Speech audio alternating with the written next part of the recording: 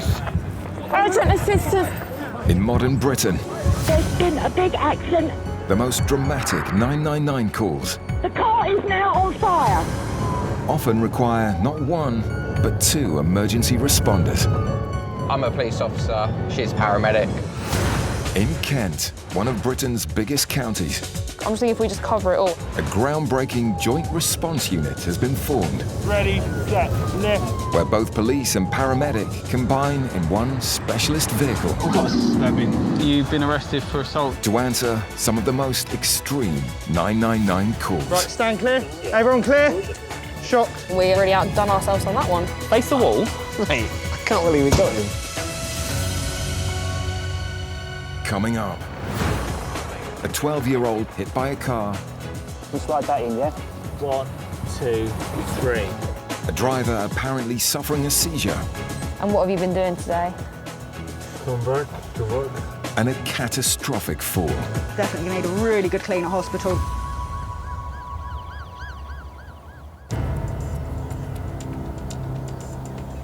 Kent, one of Britain's largest counties and gateway to the continent.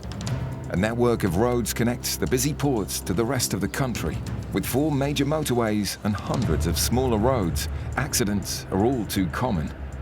Around 900 people are killed or seriously injured on the county's roads in a year, making it the most dangerous place to drive in the UK. If we can potentially divert you to a category 2 call coming in. We've got a 12-year-old hit by a car. Joint response paramedic Daniel and Special Sergeant Jack are on their way to the scene. Just given the nature of a 12-year-old, have you got any other units that are nearby? Mate, come on. Hems, the Kent, Surrey and Sussex Air Ambulance Service, is also on its way, and part of Jack's role will be to get the onboard team to the crash site. Isolated head injury, Hems to continue. Fine. That might not be a nice head injury then. No. So I ain't gonna lie, Jack. The last one when I was hit by a car died. Yeah. On scene. I remember that one. So I remember that job. I'm actually sweating. I can actually feel a cold sweat. It just brings back a lot of memories, a lot of flashbacks. When I get there, I've got to try and put it in the back of my mind about to treat this child.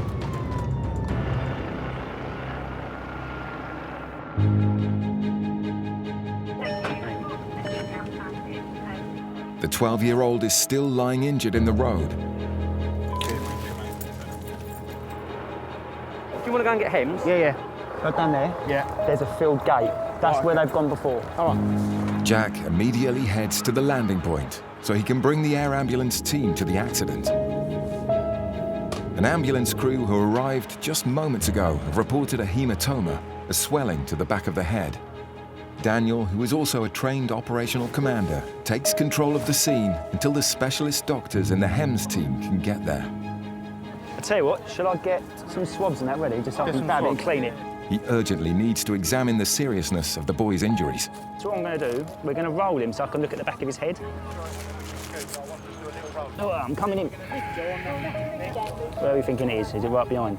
I've had a quick feel. It's not actively bleeding anymore, but I've not seen how big this cut is. All right, so just move out the way for the helicopter, all right? Keep going that way. Half a mile away, Jack is clearing the makeshift landing. Trying to make sure the kids don't get killed.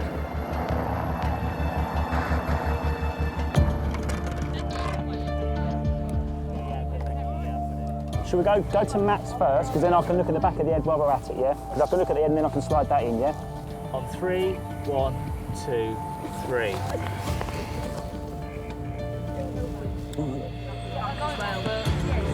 You see a lot, because it's all congealed, isn't it, around the hair. If it's a subdural hematoma, a slow bleed to the brain, it can lead to permanent disability or even death. So Dan needs to stabilize Alex's condition. Meanwhile, Jack has picked up the Hems trauma team. Yeah, sure. Did you guys get the story? It's now 30 minutes since the accident. You want to jump out?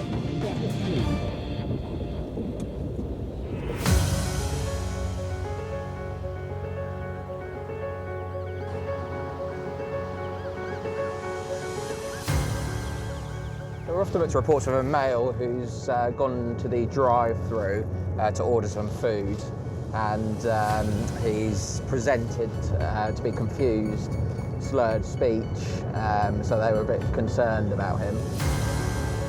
When you hear kind of confusion and slurred speech, your first thought is potentially stroke. It could also be something like low blood sugars.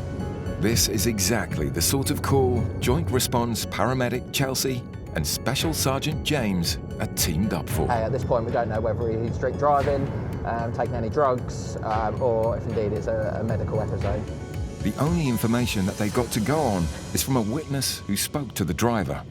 I really don't think he's under the influence. No. He seems like a major diabetic something or other. Could you smell alcohol or anything? Not at all. Something's not right. Okay, we're going to have a look.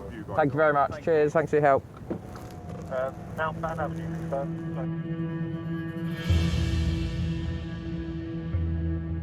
The roads are busy, and a driver who's unwell is a major concern for the team. If they smell alcohol on that, you know, they would have told us. It's not looking; it's looking more medical. So we're going to go and check it out and see if he's okay and if we can offer him any assistance. He's not in proper control of the vehicle. If he crashes his vehicle into someone or a solid object, he's going to hurt himself or members of the public. And they've given us his company name, which is sign written on the van. His direction of travel when he left was in that direction, so I think that's a good start to look. All right, so we'll have a look. Do you know where the estate is? No. So I believe we're looking for a van. That's it, isn't it? Okay. The van matches the description.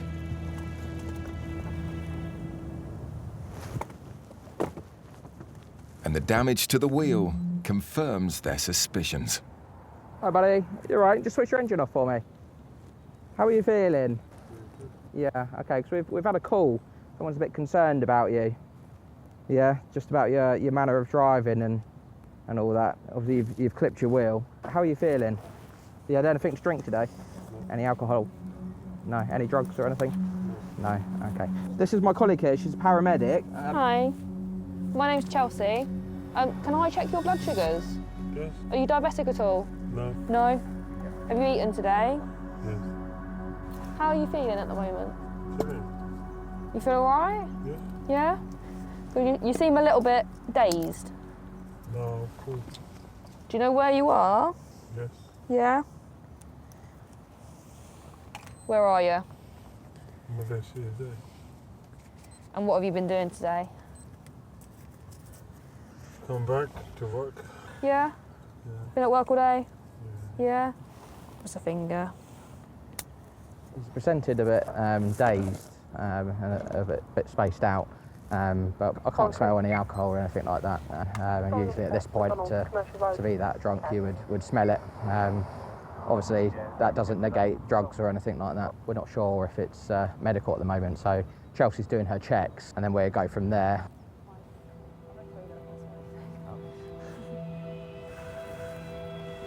Do you want to pop your jacket up? Do you want to pop it up here? Just so you don't get all dirty, do you want to pop it up here? What have you got in your jacket? It's quite heavy.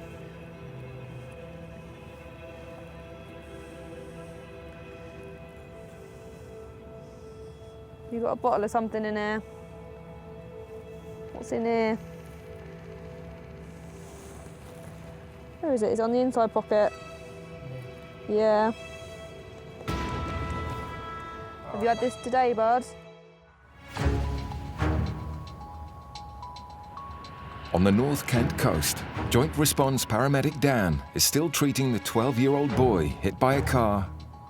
As the most qualified medic on the scene, he's leading the team until the specialist helicopter trauma doctors arrive, having been picked up by Special Sergeant Jack. Do you want to jump out? They'll now take the clinical lead. If it's all right, we're going to get him straight on the trolley and then in the back. Yeah, I was just going to put that on there. Yeah, mate. But first, Dan will supervise the boys' move to the ambulance on a vacuum mattress, especially designed to help move patients with suspected fractured bones. All right, guys, we're going to lift him up now and put him on the stretcher. I am going to need a little bit of space just for a second. Is that okay? We've got it, all right? Ready, set, lift. Well done. And let's just get straight on the back of the truck, just given where we are.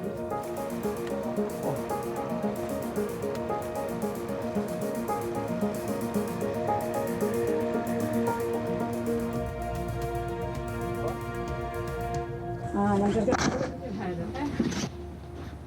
The Hems doctor's main concern is the hematoma at the base of his skull. You got no pain in your neck? Stand up. That's all right. Let me unstrap you for a second. I'm just to move your arms. The boy has also got a suspected broken pelvis. Can you lift this leg up for me? No. Okay, what if I do it and you shout when it starts hurting? Okay? Please don't lift it up. Okay, please. Just relax. Where does it hurt exactly? On my groin, like underneath. Okay, but you can move it, yeah? Okay. I think so, a little bit. Yeah, okay, doing really well. I'm just going to summarize, and he's gone over the bonnet and he's flew from the crossing to where we found him. Yeah. He's done both. He remembers all that. There is injuries. He's got back of the head, hematoma towards the left side, and this a little bit undifferentiated left hip pain. He's been stable throughout, and we are now in 43, so sort of 45 minutes from incident. Yeah. The initial assessment is positive. The only question now is which hospital is the best one for the next stage of his treatment. My thinking is Medway, but hell of a mechanism, but it's not time critical. No, I don't think it's. There's no evidence that he's code red, so Yeah. I think if you're happy and you're happy, yes. I'm very happy with that. We're looking better than what we originally thought. So he's complaining of some pain in his pelvis. It will require an X-ray at hospital. And he's still got this sort of hematoma, so a bit of swelling, a bit of bruising and that to the back of his head. Don't think we need to fly you anywhere today, okay? You will be concussed for some time, but you should be okay though. Yeah, you might makes me laugh. Yeah, you might feel a little bit confused, the lights might bother you, you might be a bit repetitive. Okay, darling. The doctor on the air ambulance has assessed him. She's happy that he's going to go to the local trauma unit, which is Medway, where they'll get some scans and they'll work out if he has got any breaks and go from there. But all in all, good job.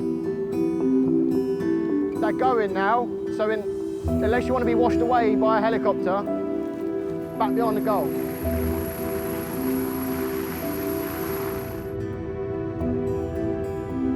Well done, boy. And I think it all worked out good time-wise. Us getting there and you going to get Hems and that. Yeah, perfect timing, yeah. I feel more relieved, yeah, if I'm honest. That it wasn't more serious, absolutely. No, I've dealt with something similar that unfortunately wasn't a good outcome. So, considering this job was a better outcome, I'm happy with how that went. Yeah.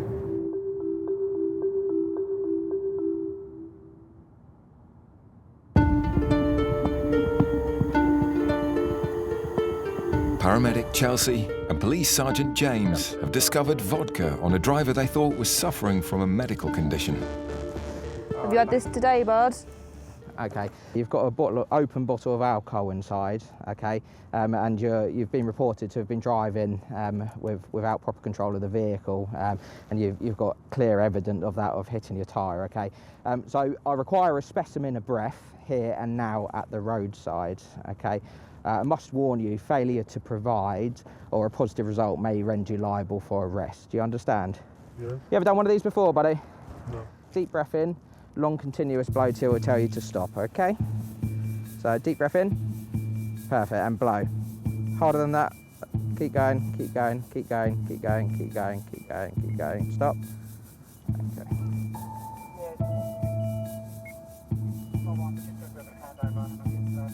Okay. Okay. Okay, buddy, the time is 19:46. You're under arrest for driving whilst over the prescribed alcohol limit, okay?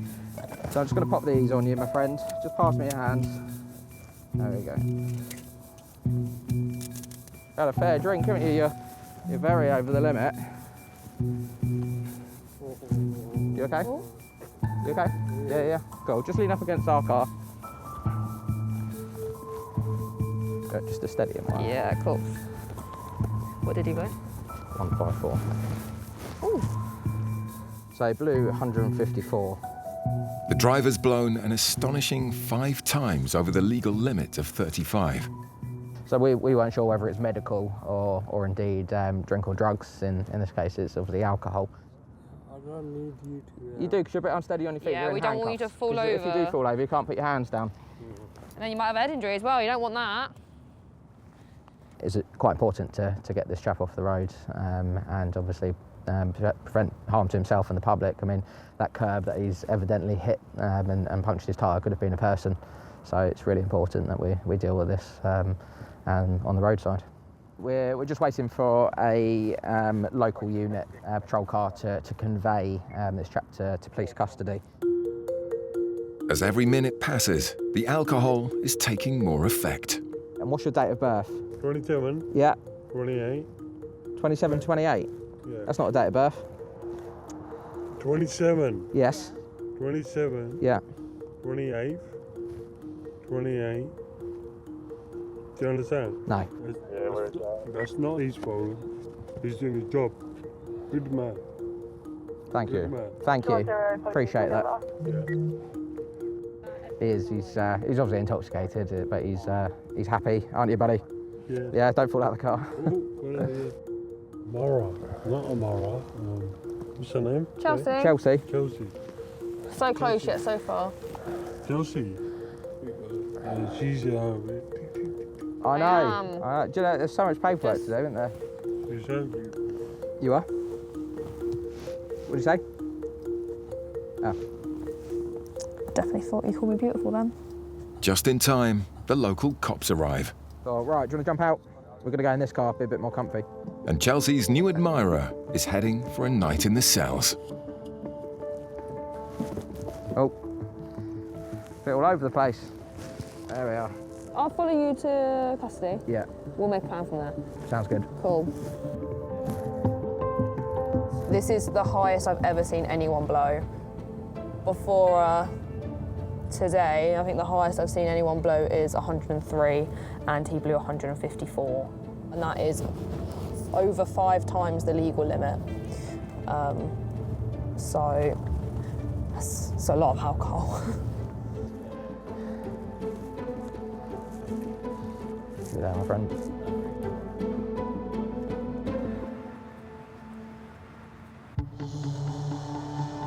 The Joint Response Unit of the South East Coast Ambulance Service and Kent Police attend more than 5,000 incidents every year, and the daylight hours offer new and different challenges to the team. It's 2 p.m. and the start of a 12-hour shift for Joint Response crew members, Special Constable Jack and Paramedic Aisha. No worries, first job of the day.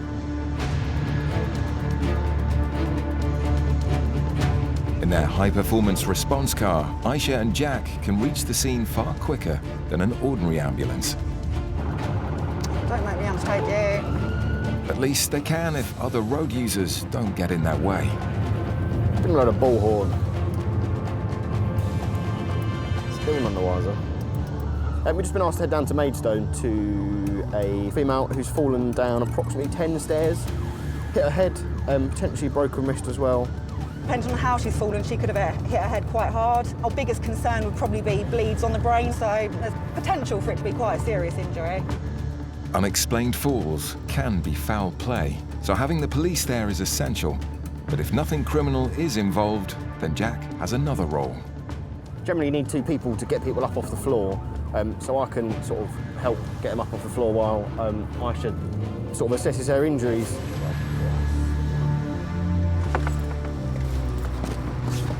Hello. Hello, ambulance. Falls are one of the most common causes of life-changing injuries. Hello, my love, you all right? Oh, darling. And severe head wounds are considered the most difficult to treat. What's happened, my love? Okay, let me just feel your wrist. How did you fall, do you know? I just missed the first step. Okay, so you didn't feel unwell, dizzy or anything? And you don't know if you've lost consciousness at all? You don't know, okay. Did you land on your head, do you know? I think so. Yeah. You here on your own? Okay, it's all right, sweetheart. Right, don't need to be scared. We're here now. It's with these potentially critical injuries that the knowledge of the JRU paramedics comes into its own. I can already tell from that injury that you're going to need to go into hospital, my love. I'm going to assess it properly in a moment. I'm just going to ask a truck to come so they can take you into hospital. Juliet Romero 01 control, could I ask for a grade 2 backup for this lady? Going to need a truck to convey her to hospital. Yes, certainly you can. I just need to do some tests because you've hit your head. Can you just look where my nose would be if I wasn't wearing a mask? I'm going to shine a bright light in your eye. I'll just try and keep them open for me. Wonderful. Okay, brilliant. Very good. And who's on the throne at the moment? I know these are really stupid questions. It's just because you've got a head injury, I just need to ask you these silly questions. I know. My favourite person in the world. Absolute Queen Elizabeth. Yeah. Brilliant. This is the ridiculous thing about it, that I reached inside the cellar door to get a carry bag to put some rubbish in. I missed the first step and I just lost my footing and I fell to the bottom. But I'm only upset because I'm here on my own and It's scary, isn't it? Yeah, and this arm really hurts. I'm sure it does. While they wait for the ambulance to take the woman to hospital, Aisha checks her over for any other injuries she may have sustained in the fall. That all feels okay? Yeah. Yeah. She's got a really sort of deep cellar, like a sheer drop with steps, and the steps were really old concrete steps with jagged edges on each one. She missed the first step and then has gone down 9 of them.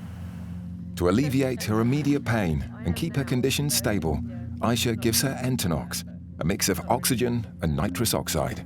Thank you. Tight seal, nice big puffs. That's it, that's the noise we want to hear. So use as much of that as you need. If you're starting to feel a bit funny, a bit sick, you don't like it, you can stop and it'll wear off really quickly, all right? With the arrival of the ambulance crew, Aisha prepares to brief them on what they have to do before the woman is moved to hospital. I've got a head injury here. I need to clean it to properly assess it. It doesn't feel boggy at the moment, but obviously there's quite a bit of blood loss there, and an obvious fracture to this left wrist. We need to properly assess this head injury, so we're going to move on to the ambulance where we can try and clean it a bit better, get a good look at it to see what we're actually dealing with, and then it will be off to hospital for her. They'll probably want to do some kind of head CT and make sure that there's nothing going on inside, like a bleed on the brain or anything like that. Are you going to be able to do these 2 steps, darling, or do you want the towel lift down? They're quite big steps. In Maidstone, Joint Response paramedic Aisha is preparing to move a patient with a serious head injury to hospital. Come and have a seat here. But before they move her to A&E, Aisha wants to take a closer look at the damage she sustained when she fell down a flight of steps. We'll start having a clean of the head. I'm going to set up some IV paracetamol. Special Constable Jack is also on hand to assist. Right, I think my handiwork might have fixed your glasses. Although you got a big scratch on the lens, I can't do that much about that. All right. Right, my love, so this is some paracetamol. We're going to pop in. Aisha hopes intravenous paracetamol, as well as gas and air, should be enough pain relief to take a closer look at Sophie's head. Yeah, it's definitely going to need a really good clean at hospital, this wound. Yeah, and sorry, darling, I know it's painful. Oh, sweetheart. Not only that, I think you've got half your cellar in there as well. Have I cut my head? So you've got one here. Yeah. A bit of a decent cut. You're going to need some glue or stitches in that for sure. I'm just trying to see if there's anything underneath all the hair that's kind of dried with the blood. I think it's just this one on your head and your front of your head. How's your pain at the moment, Sophie? You can say rubbish. So yeah, we won't be offended. Rubbish. Right. We can give you a little bit of morphine, darling. We'll go gentle with it, so at 114. Adrenaline can mask the initial pain, but the body's natural pain relief can wear off after a short time. She's been amazing, you know, considering broken wrist, really painful to have a broken wrist, and the amount of blood must have been really scary. When you're on your own, you see that much blood, it must have been terrifying. The woman's broken left wrist will be out of action for a number of weeks. Are you left or right-handed? Left. Oh. Having completed her checks, Aisha hands over to the ambulance crew. So I'm going to leave you in these wonderful people's hands, Sophie. All right, you're very welcome. Hopefully this... It's really nice to go to jobs like that, especially as a police officer, because sometimes we don't get to see the finest side of people. And she was more than thankful for all of our help. You take care. It's lovely to meet you. It looked like a lot of blood, but, you know, heads do bleed quite a lot, unfortunately. But hopefully she'll be home later. Fingers crossed, as long as those scans are all right. Right, see you later. Very nice. It can take a bit of time to heal, but it could have been a lot worse for her.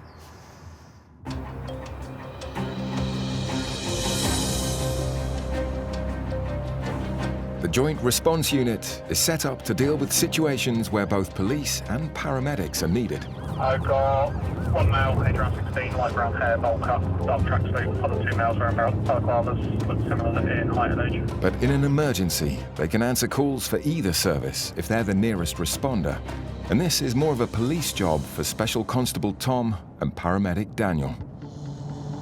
We've had a report of 3 males in balaclavas just trying to steal some bikes from a bike shed. Across Kent, up to 1,200 bicycles are reported stolen every year. A member of the public has phoned it in, reporting that they can see these males trying to break into a shed. They've now left the immediate area, so we're just going to go and have a look around, see if we can find them. A few hundred yards from the reported break-in, If you take the right down here, mate. Tom spots 3 lads matching the description. Bowl haircut, that'll be in. I reckon that's them, mate. Lads, say who you are for us. And what have you got in your pockets? Well, at the moment, 3 of you match the description for people involved in a potential bicycle theft up at the train station, all right? So at the moment, you're all being detained. 3 young lads, one's got a bit of a bowl haircut, all wearing dark clothing, and one's got a hood up. So pretty much, I'd pretty much say stone bonker, yeah? Tom needs to double-check these are the suspects before he can search them. Juliet Romeo 01. Yeah, I've got 3 lads stopped, not far. Has anyone else got anyone's detained at all? No. With 3 suspects to hold on to, Tom is in need of backup.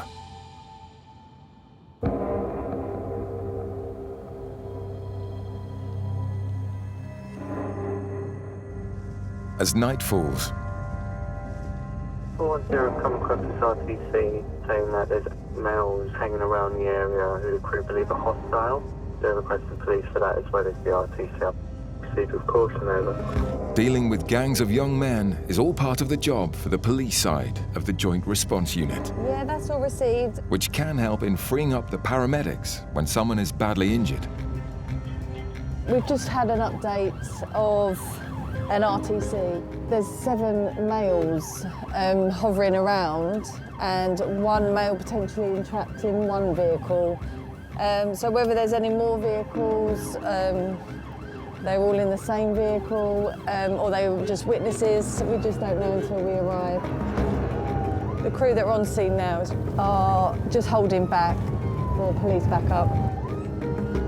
Special Inspector Andy and paramedic Alex arrive to give help, but step into a hostile scene.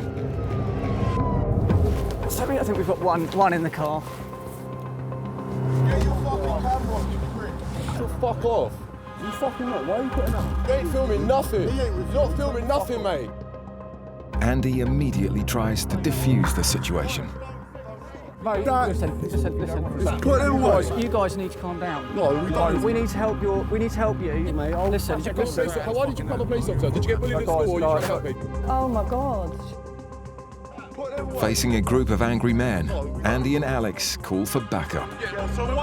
We've got 3 young males who are intoxicated and quite verbally abusive. We've got 1 male that's possibly entrapped in the car. It's unclear why the group don't want the police or paramedics near the car to help out their injured friend inside. you gonna lose? He has gone over the railings. You don't have to shout. 003 CCAM, could you assign us to CAD 28, which JR07's on, just to assist from a police side? Responding to the call for help is a second joint response unit with Special Sergeant John and Paramedic Nathan. He just called up for further police assistance because the males are being aggressive and abusive towards them. Drink and drugs is involved. Apparently the crew said that they could see quite a bit in the car, so that's probably why they're quite irate and don't want anyone there. The team are only 1 mile from the scene. Doesn't matter how close you can be, it can feel like minutes and hours when you want your colleagues to turn up, so we always try and get there as fast as possible. 9 miles away, backup has arrived for Special Constable Tom, who stopped 3 young lads suspected of breaking into a shed to steal bikes. It's right, it's just an extra pair of hands, because for me, searching 3 of you, I wasn't on my own. Is that how it works then? Is that how they do it? No, that's fine, that's fine, that's right. I wouldn't be doing my job if, if it was your bicycle that was in the lockup and there was people trying to nick it. Hello mate, you all right? I think they pretty much match the description, so and they're coming from that direction. Right, matey boy, do you want to come stand over here? So I'll just leave your bag there for a minute. You want to just take your hood down for us, please? Right, if you just want to stand and face the wall, I'll have to get my stepladder out to search you, won't I? The 3 men deny being involved, but Tom needs to make sure they have nothing that ties them to the break-in. Right, if you just keep your hand down for us, please, mate. What have you got in your pockets, That's right, just keep your hand out. Calm down. You're not very good at listening to instruction, are you? It's a ski mask. Ski mask? Yeah. You going skiing, are you? I've heard the mountain ranges round all right. My head's... Right, of course you are. Okay, no worries. Not to conceal your identity for stealing bicycles. Why would I still... That's right, mate, stand there. Keep facing the wall, keep your hand down, all right?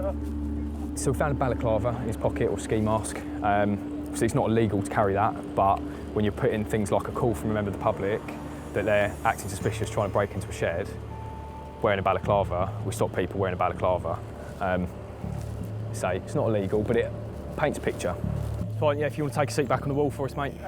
So I'm quite satisfied that these probably can likely be the lads involved.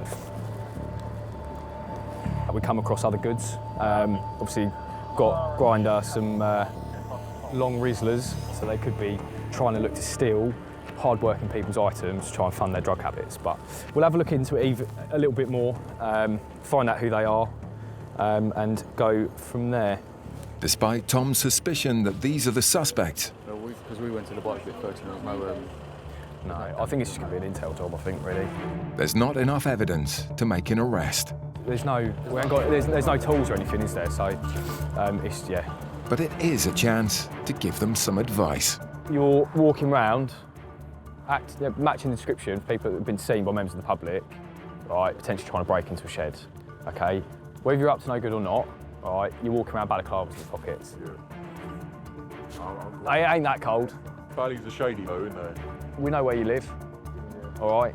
So if we get any similar calls tonight, we're going to be coming around knocking on your doors, all right? Cool. They're probably not going to bother. Likely kids at that age, they're chancing what they can get away with and what they can't. And now they know they're not going to get away with it. But yeah, no, it was a good stop, safe stop, spun it around quickly, didn't handbrake it. Drive to arrive, isn't it the old saying, isn't it? Drive to arrive.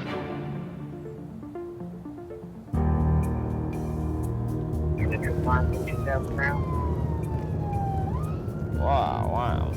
There's a lot of vehicles. There's a lot of vehicles and a lot of damage. A second joint response team have arrived as backup for an emergency involving a young man trapped in the wreckage of a car. The gang of aggressive men who were preventing emergency services from doing their job have now left the scene. We haven't got a driver at the moment, so we're just trying to work out who that is. But obviously it does raise the question of why he's not remained at the scene. With the help of a fire crew, paramedic Alex can finally access the passenger. Keep your head still for me. So at the moment the fire trucks, they're just getting him out so that he can properly be assessed. And then once we can get him in the back of the ambulance, obviously he can go for a proper assessment. and then we'll obviously determine what the level of injuries that he's got are. Witnesses have reported saying is that the car's hit this roundabout behind us, and it's gone straight over the top of the roundabout, so obviously got air, and then has landed the other side of that roundabout. And obviously we've got one person injured that's within the passenger side, and one driver which is unaccounted for at the moment. The man has been trapped for more than an hour, and the rescue crews have been left with no other option but to cut him out. I've got his head now. Cool. Let me kneel here.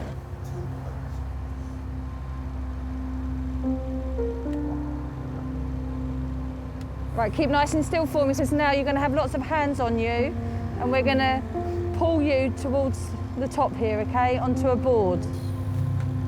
Have you been drinking tonight? Yeah. And how much have you had to drink, roughly? 10.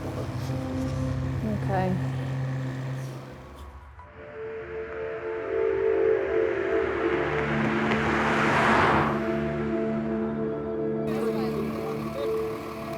In North Kent. That's it, just... You've got the bed behind you, babe. A man trapped in car wreckage has finally been freed.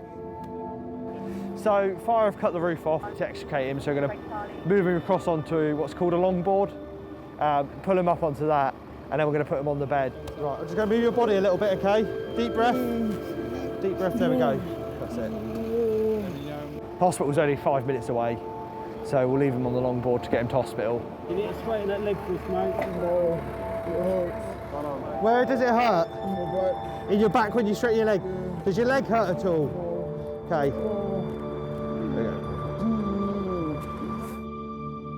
Joint Response Unit Special Inspector Andy can now search the car for evidence of the missing driver.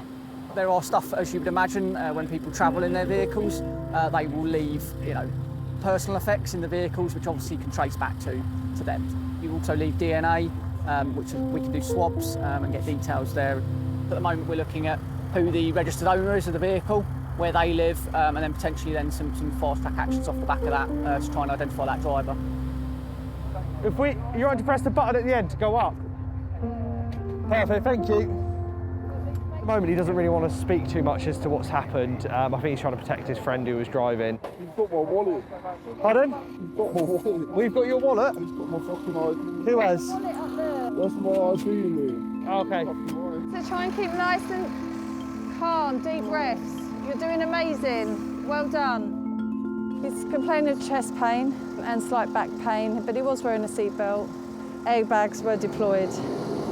He's had some alcohol tonight, so I'm sure once that's out of the system, he might feel a bit more achy.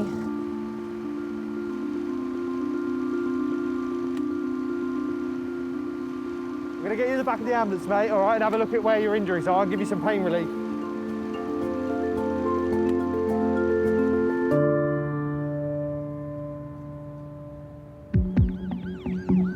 Paramedics often need help from the police side of the joint response team, but it can work the other way too. He's off. If you driving, John, no drive is boring. So, am I going to live? Am I not going to live? Yeah. Do I need to say my prayers and ring my mum? Mum, I love you. Oh, John's driving. Is my will updated? This is no ordinary 999 call. The request for help has come from a local police station, and Special Sergeant John and paramedic Alex are on their way. We've had a call from officers that have arrested a female who is intoxicated. She's had apparently a bottle of Bailey's, and she's unconscious due to the alcohol, we believe. So we'll see what her sort of level of consciousness is when we get there. Rule out any other causes like a head injury, or she could be diabetic, for example, and have low blood sugars, but obviously we don't know that until we get there. So I think they're asking for us to come and sort of medically clear her or check her over. Bottle of Bailey's unconscious in custody. That's a lot of Bailey's to drink. That's sickly, isn't it?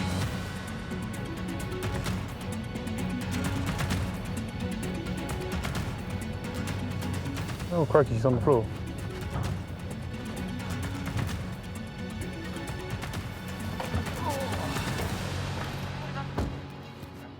Hello guys, all right. The woman has collapsed outside the custody block, and 2 officers and the custody sergeant are trying to bring her around. So she was brought in after a domestic incident. Okay. Basically, I was aware that she was they were struggling to get her on the van, so we come outside. Okay. And she's basically been unresponsive to voice commands and to pain. The police officers became increasingly worried about her condition after her arrest. Once we checked that we were satisfied that she was breathing regularly and normally, she's been placed in a recovery position. Yeah. I've literally just sort of come out because I'm chasing you guys up. Yeah. Seeing that you'd arrived. No worries. Has she actually been sick? Okay. Now, let me check her over. Even from your side, if it is just alcohol related, you still want her to go to hospital. Okay. All right, no worries. We'll get an ambulance running in. Nice and calm. Can you hear me, sweet? Open your eyes for me. It's all right. Stay nice and calm for us. Okay. Get it out of your mouth. Just if you need to. All right. We'll just check her blood sugars while we wait for the ambulance. I'm just to rule out if it is them that's... Nice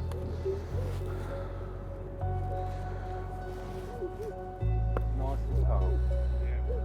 Are you happy with her in this position? Yeah, as long as you guys are happy. She's on her side, she's in the recovery, she's breathing okay. I think she's hyperventilating, so... Yeah, no, that's, I think, just we'll get her on straight onto Do you need another kit? What, sorry? Do you need the kit? No, just the crew to come in if that's all right. You're all right. Oh, the custody skipper did open the gate. It's her hand. Just going to take a little drop of blood. I think she's sort of forcibly trying to make herself sick at the minute, so... Especially as nothing's actually come up. With the arrival of an ambulance, Alex briefs the crew before they take her to hospital. Essentially, she's been arrested. She's intoxicated. Custody don't have nurse here. They've refused detention, so she's going to have to go up to Maidstone to be booked in. I think, shall we roll her onto her bum and then we'll sit her up and then we'll try and stand her. Just going to move your leg. Just going to roll you over. Should we try and sit you up? Come on then, 1, 2, 3. That's it. So that heart rate's about 110 and blood sugars were 4.9. I literally only been here about 2 minutes before I saw you, so. Luckily an ambulance wasn't too far, so they've agreed to transport her to hospital with officers. Guys, one of you has to be in the ambulance with her. That's fine. I think it's all just down to intoxication. Then is sadly now having to go to hospital, and then once she's discharged from A&E, she'll be brought back to custody. But no concerns at the minute, so everything else we've done is check back okay, so I think it's just intoxication, so we'll let her sober up a bit at Maidstone, and then she'll probably come back to you guys, I guess. So. Okay, no worries. Yeah, thanks for coming out. Cool, no worries. Not a problem at all.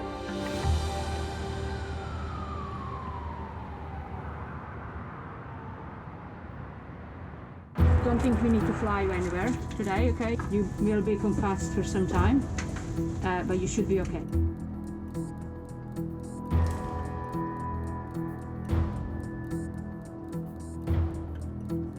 You seem a little bit dazed.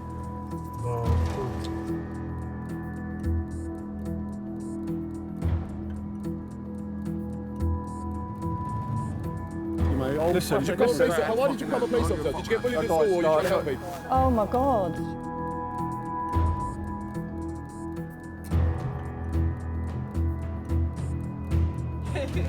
Right.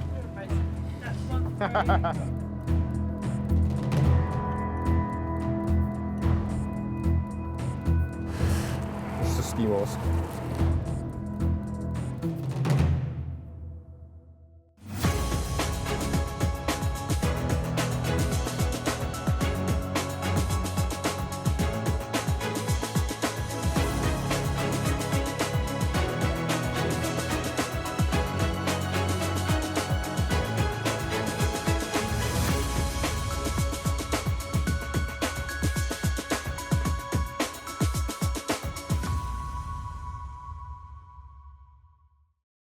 Police!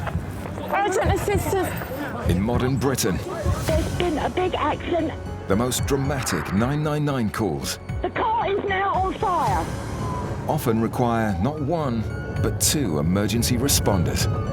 I'm a police officer, she's a paramedic.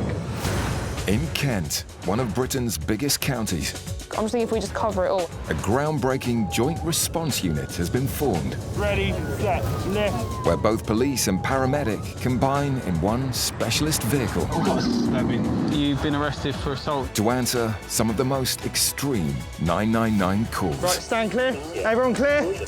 Shocked. We already outdone ourselves on that one. Face the wall. Mate, I can't believe we got him. Coming up, attacked in his own home. This one was I'm holding the blade and pushing him back. A high-speed crash ends in a manhunt. We've now got units plotted up all around. And a woodland walk ends in agony. 1, 2, 3.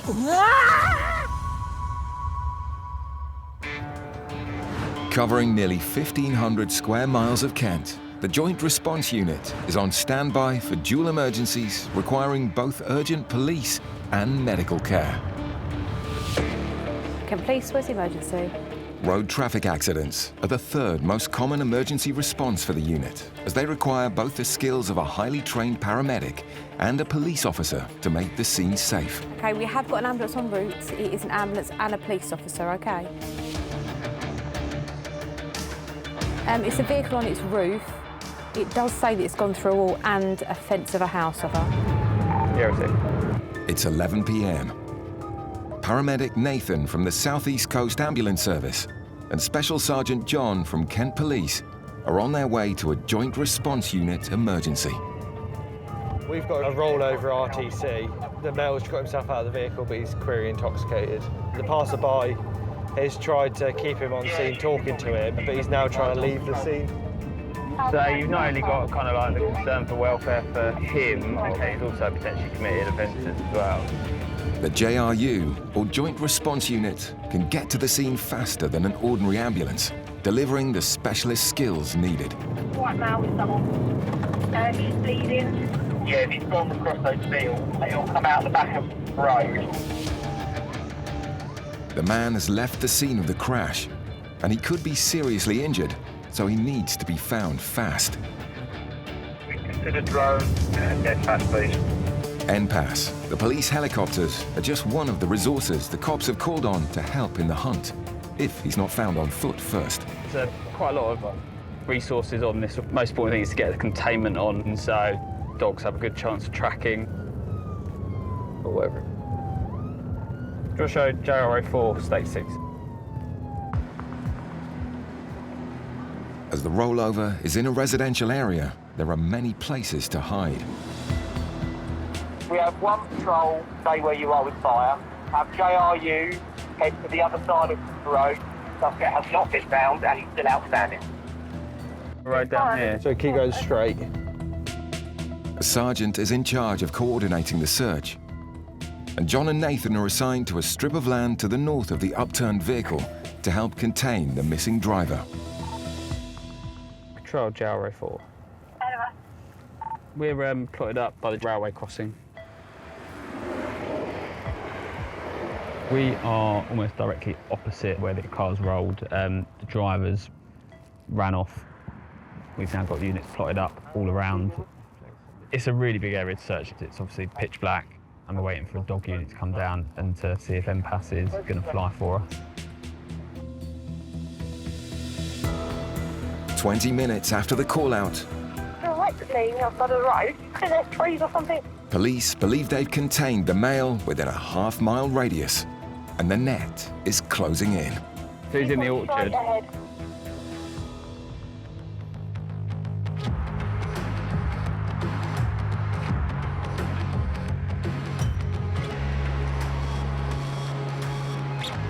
With most crimes occurring between the hours of 10 p.m. and 6 a.m., the Joint Response Unit can guarantee a busy night shift.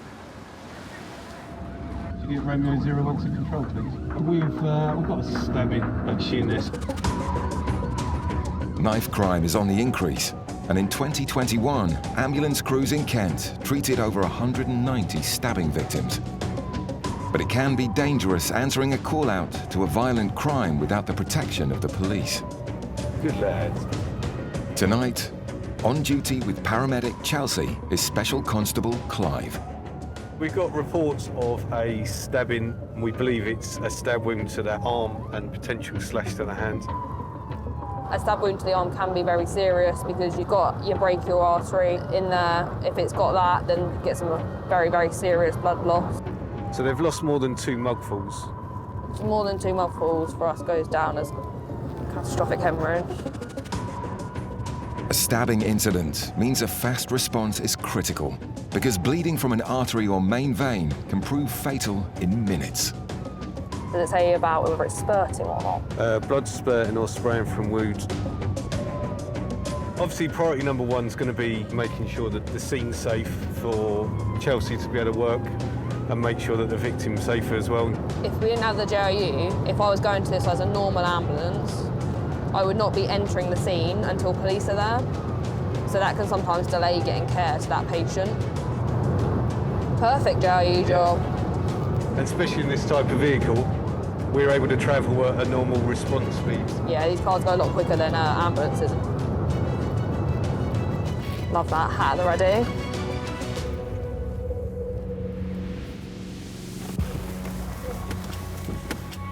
Another police patrol has responded to the high-priority call-out. Hi, how's it going? Hi. But Chelsea is the only paramedic on scene. What happened, bud?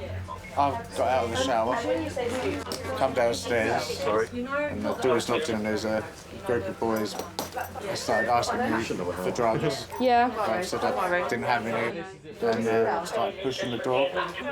I was holding on to the blade. I think they punched me in the face and they said he's got a gun. It's gone through some fatty tissue. Crucially, the brachial artery hasn't been severed, but with severe lacerations to his arm and hand, it's important the victim's traumatic injuries are treated quickly to prevent further bleeding or infection, and his status is constantly monitored. How about your pain out of 10 at the moment? 10 being worst pain ever, arms and legs ripped off, 0 being nothing. Give me a number. Give us a number. Number 9 if it's a different 8 or 9, no worries. Chelsea manages the victim's pain so he doesn't go into shock. Give me a sharp scratch, buddy, stay nice and still. She fits a cannula to administer an intravenous dose of paracetamol, while Clive joins the rest of the police to hunt for signs of the intruders. Someone's touched all of that. Yeah. There's some bits missing from here. They've touched all of this. Did they actually come in then? I think, yeah, they was definitely in here. What, and there's things missing? Yeah. Can we get CSI to come out? A search of the house reveals more evidence. Is this someone's hat? Is it River Island? No, it's an Omani one. I don't think it is. I think it must be one of theirs. It was right outside the front door when I got here. There's potential for forensics. There's been some clothing that's been left behind by the attackers.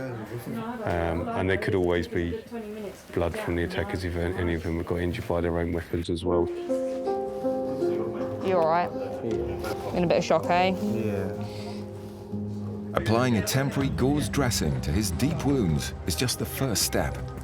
Chelsea needs to establish if the victim's been knifed anywhere else. Do we have a weapon at all? No. It's been described as a Rambo 9. And with the gang still at large, police comb the area as it's still a dangerous crime scene. Where do we think it's going across this field? They directly outside of the road. I think there's trees or something. 3 patrol units, including the joint response team, are closing in on a suspected drink driver who's been missing for half an hour. Special Sergeant John leads a search across the fields. He's in the orchard. If he's caught, it's critical Nathan, the only paramedic, examines the driver. It's just a case of when we find him, what injuries he's got, and making sure medically he's okay and that he's fit to then for the police to deal with kind of the criminal side of things that's happened. 7-0, well detained. Yeah, can we have another unit down here? Fortunately, they don't have to wait long. I'll place him under arrest at this time. We'll go check him over. One of the patrols has detained the suspect, But there's a crucial bit of evidence Nathan needs to look at to help assess the full extent of his injuries. If we stop off at the crash, just so I can see the car before we go to him. Looking at the car, you can be able to tell if he was wearing a seatbelt, if airbags have been deployed, whether it's likely he's hit his head on the windscreen. It just gives you a better understanding of what, if he has got any injuries, how he's sustained those injuries. So he has actually rolled it properly. Incredibly, no one else was involved in the accident. But whoever was driving has taken the keys. So his seatbelt's locked out, so it means he was wearing a seatbelt at least. Front airbags haven't gone off, so we'll go have a look, see how he's doing, and then go from there, really. Give me a quick search. Go. Caught half a mile away, the suspect denies driving the car or having anything to do with the crash. Keys? There's given me 3 after the crash. Okay, but you've got the keys to the vehicle, have you? Yeah, I'll do. Sure, no problems. Do you want to be medically checked over? Has you been in a crash? I haven't been in no crash, sir. Have you not? No. No? No. Are you happy if my colleague at least checks you over to make sure that there's nothing that we need to be concerned about? Let's let him check you over. If you think I've been involved in a crash, then please do. But I haven't been involved in a crash at all. Even though the suspect appears visibly drunk, alcohol and adrenaline can mask any injuries, so it's important Nathan examines him thoroughly, while John reports in to control. Joshua JRO4, state 6. I've been involved in no crash, so... If you were involved in a crash, would you have been wearing your seatbelt? I would have been wearing my seatbelt, yes. Good. So if I roll one of your sleeves up and do your blood pressure? Yeah, that's fine, sir. Might not roll up. Shall we take... I'll tell you what. I'm not going to run anywhere. I'm not going to run anywhere. Just hold on to it, mate. I'm not going to run anywhere. That's right. Thank you, boys. While Nathan takes his blood pressure, he's suspicious that drink may not be the only factor involved. You had any drugs today? No drugs, sir. No? Your pupils are very big. They're always big, sir. Always that big? Always big. Always really slow at reacting to light as well? Yes. Yeah? Yes. No worries. Well, sorry, sir. I may lie. Once, it's only once, I did do a little tiny bit of gear, and that's it. Was it cocaine by any chance? Cocaine, yes. Yeah, have you had any cocaine today? Only when I left work. Because your heart's going rather quick. It's not. It is? It's not. So it's going 140 beats a minute. Can I do an ECG of you to look at your heart? Yes.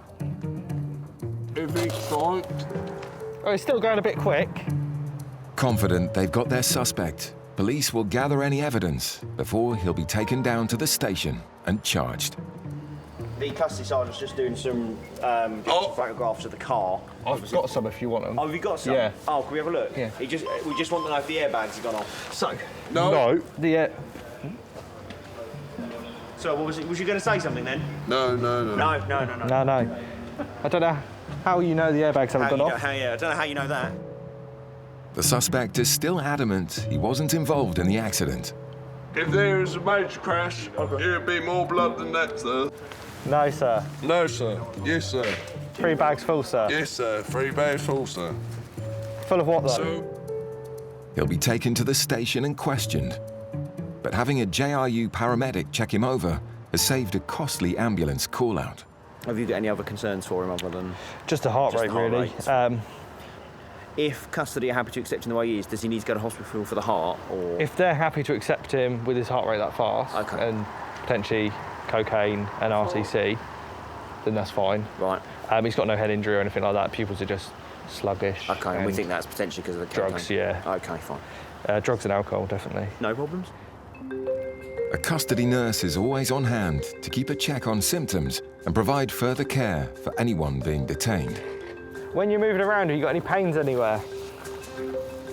no, apart from these that think I'm a bad person. Definitely needs to be monitored. We're giving that advice across to the police, which have passed the custody, so up to them whether they accept him in custody or we'll send him to hospital. Right, let me move this all out of the way. It was quite a good job from the joint response side. We've been able to stop an ambulance having to come down. If custody accepts him, he'll be left to sober up before facing criminal charges. I think it's a successful completion stats. We've got what we think is a drink driver and a drug driver as well, by the looks of it, after Nathan's assessment. No one else is injured. Carl's getting recovered now as well, so he's off to custody. Since we're high five. Right, next job. While John and Nathan prepare for their next emergency, Is this definitely the only stab wound, bud? a joint response team are in Sheerness, where a victim's been repeatedly knifed in his home. What, are those things missing? Yeah. Can we get CSI to come out? Special Constable Clive helps gather evidence and make sure the scene is secure for paramedic Chelsea to do her job. You go this way as well. Just make sure that you've not been got anywhere else that you've not noticed. Wonderful, I can't see anything. You have a little stand up for us a moment, mate. It's because of adrenaline, do you know what I mean? It's going to mask a lot of injuries. It's unfortunate for the gentleman, but I think it's good that we had the resources in the area that we're able to get on scene so quickly. So, did you give me a number out of 10 for your pain? 9. A 9? Okay. It's going up and down. It could have been a lot worse than what it was. He managed to fend them off pretty well, and he has got some pretty nasty slash wounds in the process, but luckily it hasn't kind of cut through any major blood vessels, and he hasn't got any major stab wounds to kind of any major organs. Definitely going to need some stitches and stuff. Once Chelsea has finished her assessment, the police pick apart the sequence of events. The door knocked, so I went to open it and they was asking for packet. Went to open, was asking for packet, yeah. So I said that they've got the wrong address. As I shut the door, forced the way back through. I've had hold of one of the blades and there's another 2 coming through. Yeah. I've fallen back just when they punched me in the face. Yeah. And they've asked me where everything is, and basically all I've got is a wallet, a pouch of tobacco and half a spliff in the ashtray, which they've taken as well. And they weren't very happy, I don't think, but that's all that there was. Okay. They mentioned looking for a package which would be slang for drugs, which obviously wasn't apparently at the property. I don't know if I lost consciousness, but I saw them leaving with my scooter. Police think the gang may have mistaken the victim as a drug dealer. And with drug use increasing by 38% in Kent between 2019 and 2020, the force's county line and gang team have been busy, making over 300 drug-related arrests. It's quite common for gangs to target their competitors, as it were, but unfortunately innocent sort of members of the public get caught up in that just through rumours and incorrect information being spread. While police continue their search of the neighbourhood, forensics will do a sweep of the house and the victim will be off to hospital for stitches. Don't touch the hat. Don't touch the hat. Don't touch the hat. And it's only the start of the night shift for this duo. When we have a busy night, boom, boom, boom, boom, boom, and all of a sudden your shift's done and you're just sitting there, and I'll be talking to my wife, like either that night, she'll go, oh, tell me about it, and you forget about half the jobs because you've done so much. Like it does get a bit mad.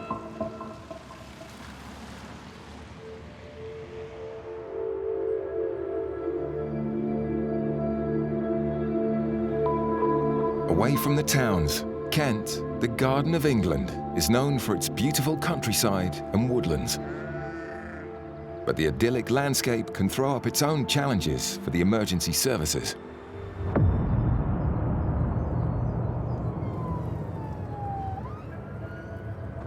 So going to a 53-year-old who has been walking his dog and has fallen over. He's in the middle of the woodland.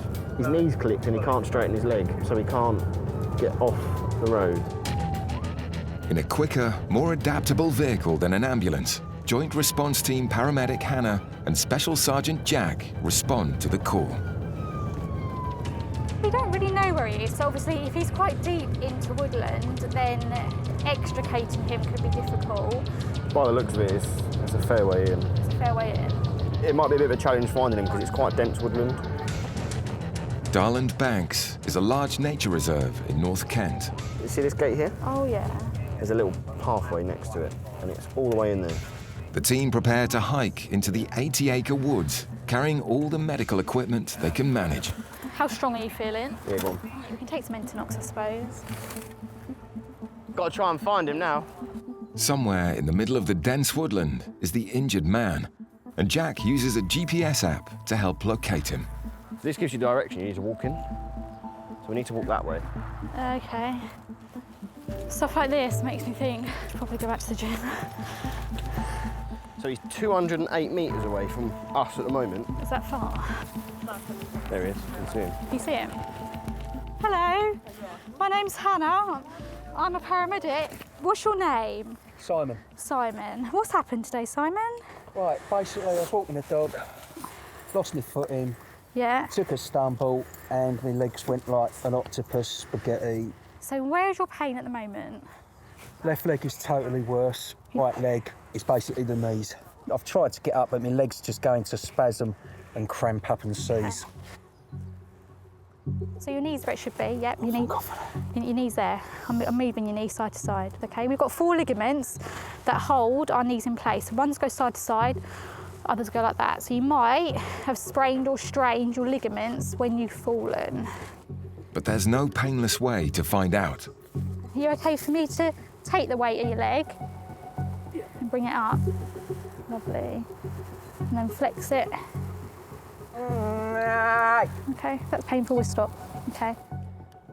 Injury-wise, I think we're looking at ligament sprain and strains, probably to both the knees, which is why we're in pain. So I'm going to get a crew and then we will make a plan from there on how to get you out. Is that all right? Yeah. Yes, he came JR01. This gent doesn't seem to have any bony injuries. I think if anything, it's ligament sprain and strains he's done to his knees. So I'm hoping I'm going to be able to weight bear. But obviously, I'm going to need a crew if that's okay. Yeah, they'll be with you off break in just under a minute. So with support, do you think you'll be able to weight bear? I'll give it a go if there's Okay. more people Yeah. here. Earlier on, Okay. there wasn't. Excruciating when it happened. I never felt anything like it. Special Sergeant Jack can relate to Simon's pain. I dislocated my knee and he's right in what he says, it's excruciating. But there's a far bigger problem. We're getting him off the floor and see if we can get him out. Hopefully he'll be able to walk with assistance. Otherwise it'll be having to try and carry him out. In Darland Banks Nature Reserve in North Kent, a man's been lying for 3 hours deep in the woodlands after stumbling and falling. And then flex it. Okay, that's painful, we'll stop. Okay. Unable to move him, JRU paramedic Hannah called for backup, and Special Sergeant Jack leads the ambulance crew through the woods to their location. Okay, they come. Oh, hi. So this is Simon. So injury-wise, there's no obvious deformity to either knees. So I'm hoping with support either side, we're going to be able to weight bear. Before the challenge of getting Simon up on the stretcher, Hannah must manage his pain. Entonoxal, as it's better known, gas and air, is an inhaled pain relief. It helps relax the muscles as well, so it's quite good. Deep breaths in and out your mouth like you're sucking through them. I'm hoping once we're up, especially with that right leg that doesn't seem as badly injured, we're hoping we're going to be able to weight bear through the right leg to kind of mobilise us out. Hannah believes Simon sprained his ligaments in both knees, so he'll need a lot of extra support to get off the ground. We're going to assist you to stand, but I need you to push with your legs when we get to a certain height. Yeah, 1, 2, 3. No. No? What's hurting? Is it both or just one? Both. Okay. Relax, relax. I didn't expect trying to weight bear to be quite that painful, but we're going to try again, get him on the carry chair. Right, we're going to go for it. After 5 more minutes of gas and air, Simon is ready to try again. Push the chair in for me. 1, 2, 3, push the chair. There we go. Nuts! You're nuts. Do you want to position it? Push yourself. Always better. Yeah. Obviously, we've got our stretcher there, but we'll bring the stretcher next to you, and we need you to weight bear on your good leg and literally swivel, turn, and sit your bum down on our stretcher. All right. Do it. All right, I like it, I like it. Ready? 1, 2, 2, 3. Yeah! You fuck. Yeah! No, don't go back on the floor, God. Oh, jeez, up, man. It's can't. Get that in. I can't move my right leg. I know. It's all right, it's coming up, mate.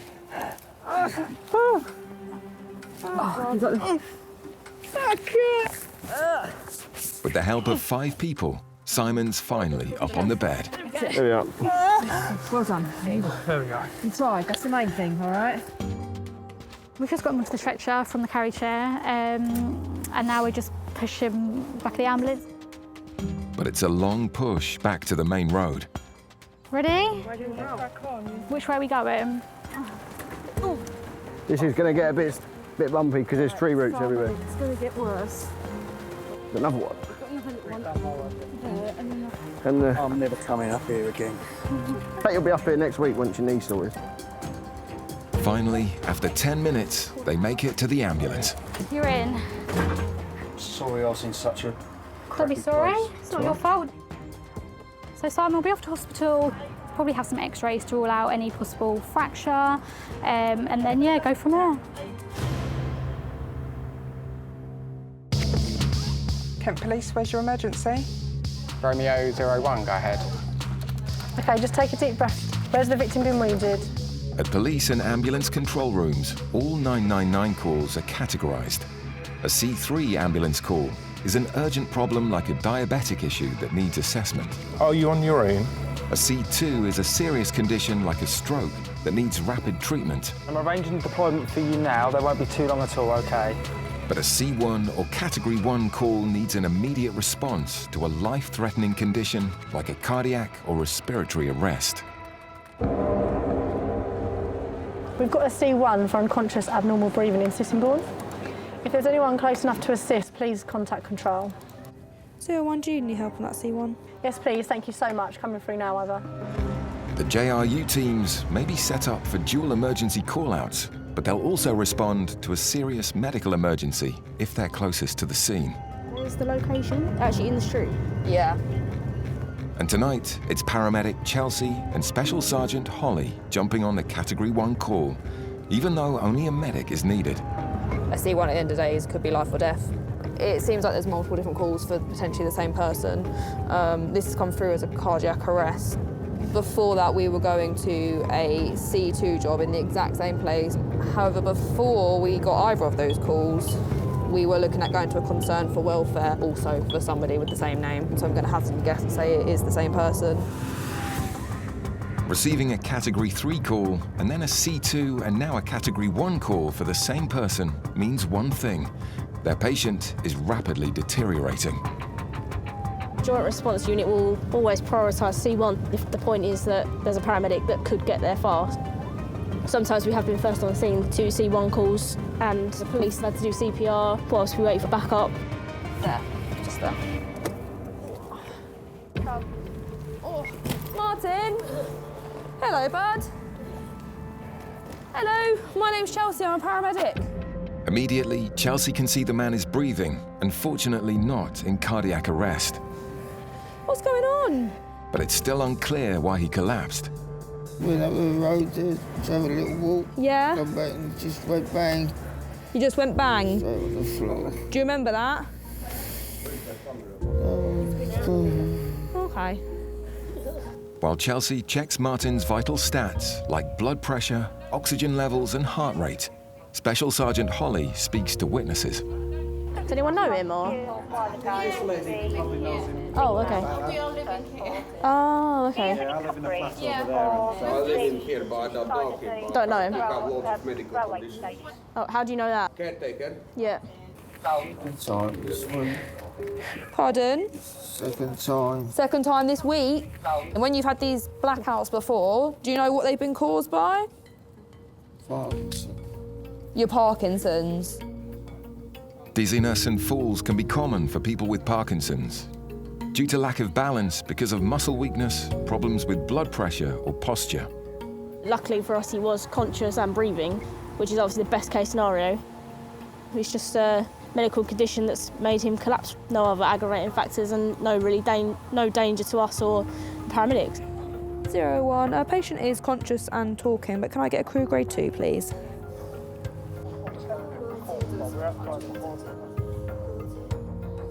Martin? Yeah, I think it's Forest Bailey. Martin needs emergency care in hospital. Martin, I've got some more ambulance people here, all right? Do you normally have pain in that left hip? No. And how bad is that pain out of 10? 0 being nothing. And 8? Okay. Martin? Yeah? I think we'd like to take you up to hospital to try and get this hip looked into, and obviously you've had a passing out episode. I'm just going to pop this back over you, just try and keep you a little bit warm. No one knows how long Martin's been laying on the cold concrete. I think you're freezing. I've got the heating on in the ambulance, so it should be nice and toasty by the time we're... It's lovely, isn't it? I'm very thoughtful like that. Being very thoughtful. Oh, sorry, that's my foot. That's my foot. There we are. Cool. Couple of bumps. Pop your head up for me. I'm just going to swap out. This isn't as comfy. Put your head back down. Is that okay? I'm going to jump out. Yeah, do you mind? After 3 different 999 call-outs, Martin's safely off to hospital for a thorough examination. All right. And the crew head off to their next job. 01, sorry, I never updated you earlier. We really outdone ourselves on that one. 2 jobs for the price of 1. It was 3 jobs, so I'm well impressed with you. 3 jobs in 1 hit. Outstanding work. You got a key for your up though? Let's see what we can achieve. Awesome. Thank you, my love. Take him out. Kent, the gateway to Europe, has a network of over 5,000 miles of public roads and is home to 4 major motorways. But an accident on one of these key arteries often requires a combined police and paramedic response.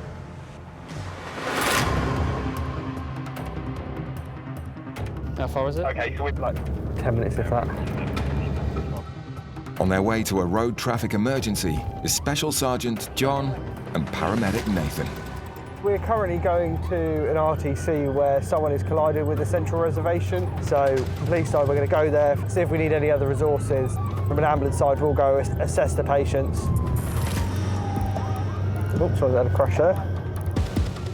With the car on the busy M20 motorway, there's a huge risk of multiple casualties if it's hit the barrier and spun across lanes of traffic. Coming up on the left here. Yeah. Who's here? Truck. Great, I'll hide behind there. Critically, the passengers are out of the car and seem unhurt. Okay, right, we'll all get the other side of the barrier. But with traffic flying by at speeds of up to 70 miles an hour and the car straddled dangerously at an angle across the hard shoulder, there's a risk of another high-speed collision. So the team work quickly. What happened then? Just control the wind, innit? Just blew her up. Luckily, we were this late. With gusts of wind across the 3 lanes of the fast-moving motorway, John needs to get the car safely off the road before there's a much bigger accident. He calls for urgent backup, and police colleagues organise a traffic calming measure, using traffic cops with Special Constable Tom and paramedic Lisa to help.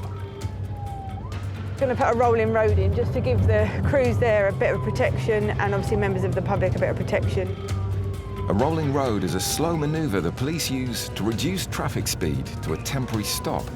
But it's not an easy procedure and is only used as a last resort. Don't take the absolute. And then you get people like that don't understand what a rolling road is. What we'll do is I will weave between the lanes and bring the speed right down. So what I'll start to do now is bring it right down to a stop. So it's the only safe way to actually put a closure on the motorway, and hopefully everyone will get the message that they are not too far. JL01 then, we've got the rolling road on, so you should be safe for there. Now the traffic's under control, it's safe for John to check if the car is entirely on the hard shoulder. and there's no danger of it rolling or causing any further accidents on the road. Is it? No, it's just onto the hard shoulder now, so should be able to let it out in a sec. All safe, he can breathalyze the young driver. Keep going, keep going, keep going, keep going, keep going. So that's 0, which is great. Okay, so lovely. A negative for the driver, but a positive result for the team. Now the road is safe and a potential catastrophe has been averted.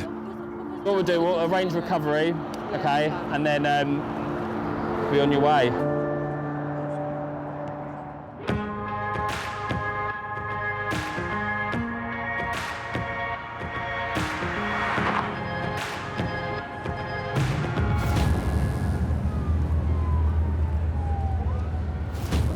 Compared to regular ambulance staff, paramedics are degree-level medics with more highly skilled training and expertise in critically ill and injured patients.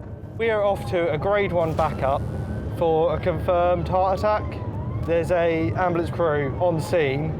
They've done an ECG. They've determined it's a confirmed heart attack. We've been requested to come along for paramedic support. A patient is suffering a heart attack, and an ambulance crew needs the help of a paramedic like Nathan, trained to administer cardiology drugs and manage high-risk medical conditions. And time is of the essence. 7 minutes is the Category 1 response time, so we're just coming up to it now. Category 1 calls need to be responded to in an average time of 7 minutes. And a JRU car can travel at the same high speed as a police pursuit vehicle. 7 to control, please. Special Constable Clive reports in. Yeah, CCAM's got a C1 confirmed cardiac arrest. We're just backing up a ambulance crew at the moment. With the risk of his heart attack progressing, the patient needs to get to hospital urgently for life-saving treatment. What's your name, sorry? Billy. Billy. Billy. Pain out of 10 at the moment. It's painful. Painful, that's fine. Oh, you leave it here? I came on about 8 o'clock. Yeah.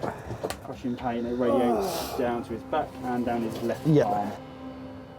I got home from work. I just didn't feel good. Yeah. Oh, you know, it always takes your breath away. Just going to get a line in quickly. With no time to lose, the first step is to fit a cannula, which Nathan will use to administer life-saving medication. Keep the arm nice and straight for a sec, sorry mate. And every minute counts. Did you say I was having a heart? So it looks like you are, yeah. A heart attack can be life-threatening. It could lead to a cardiac arrest, which will obviously lead to death. Where's the tingling? My toes. So just try and slow that breathing down for us. With a blockage in your heart, time is critical. Just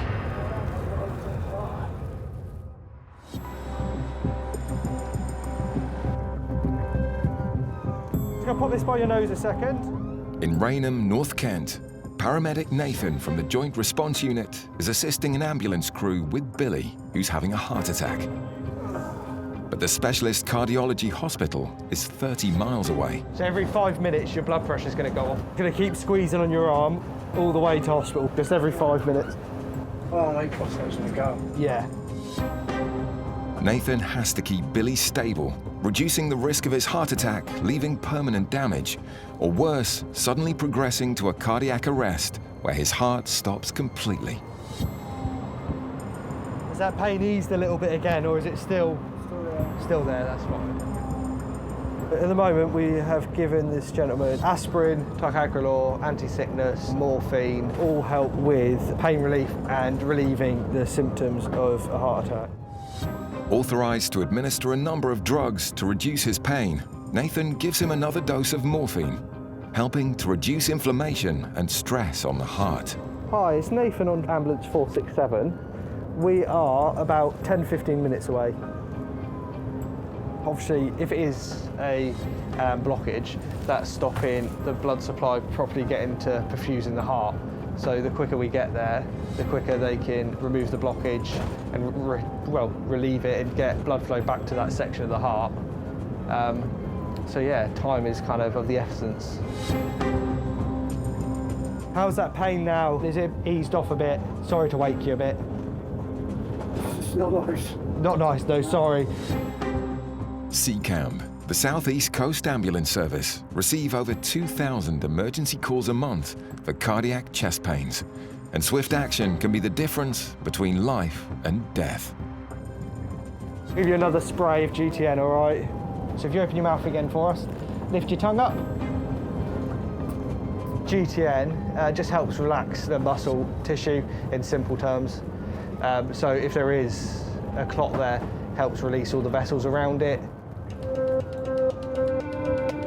You've probably worked it out, Nathan, but we're stuck in traffic at the moment because the road works. Nothing I can do at the moment. With 14 miles still to go, a traffic jam is the last thing Nathan and Billy need right now. We don't get any warnings as to what roads are shut or some traffic down to one lane. If you're sat on blue lights trying to go through it, you're not getting anywhere, unfortunately. Hi, it's Nathan on 467 again. Just to let you know, we're still 10 minutes away. Unfortunately, the M20's down to one lane, so we're stuck in heavy traffic. With a blockage to the heart, it's critical Billy reaches the operating theatre in the recommended 90 minutes or less, and statistics show that every 10-minute delay reduces the chance of survival. Do you want any more of the spray? Yeah. Obviously, try and manage his pain as best as we can. The side effects of the pain relief is that it lowers blood pressure, it makes you quite tired, sleepy, your breathing starts to slow down a little bit. So it's just a fine balancing act between managing his pain and making him worse when his observations are getting worse anyway. I've got his blood pressure cycling every 5 minutes, and then we've also got the ECG. Every time there's a slight change on the ECG, it automatically prints out again for us. Just compare it, so the first ECG we have, and then the latest ECG, just to see if there's any increase or decrease in the elevation. These blood pressures started to trend down a little bit. A very low blood pressure significantly reduces the amount of blood the heart can pump around the body. But Nathan is just focused on keeping Billy alive. Road should open up now, so we should be a little bit quicker getting there now, all right? I can hear you talking, it's just struggling to reply. That's all right. How's that pain out of 10 at the moment? Yeah. 6 or 7, okay. So just pull into hospital now, all right? The unit's quick response for an emergency paramedic and Nathan's cool head means Billy's arrived without any further complications. I think we've just parked up. We'll wait for him to come around. So, be a bit cold as we go out, all right? Sorry for any bumps as well. I do apologise now. Now he'll be in the hands of the specialist cardiology team, and it's the end of the shift for Nathan. When I left him, he was still chatting away, still in pain, unfortunately. He was just going into the theatre. In an ideal world, he'll recover quickly and he'll be back out doing what he'd normally do, fit and healthy, as you can be following on from something like this. Bit of aftercare from the community teams, hospital teams and stuff like that will hopefully increase his chances of having a positive outcome. I was holding on to the blade and it punched me in the face and he zipped his gun.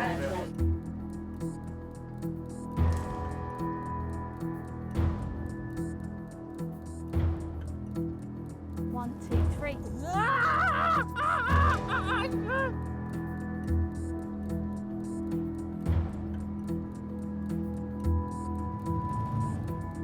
Did you say I was having a heart?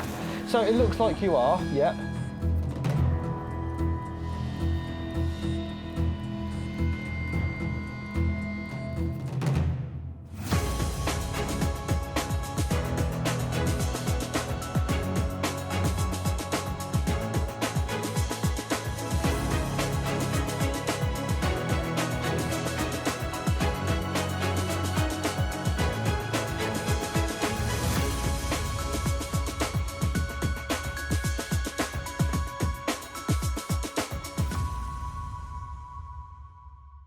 Police!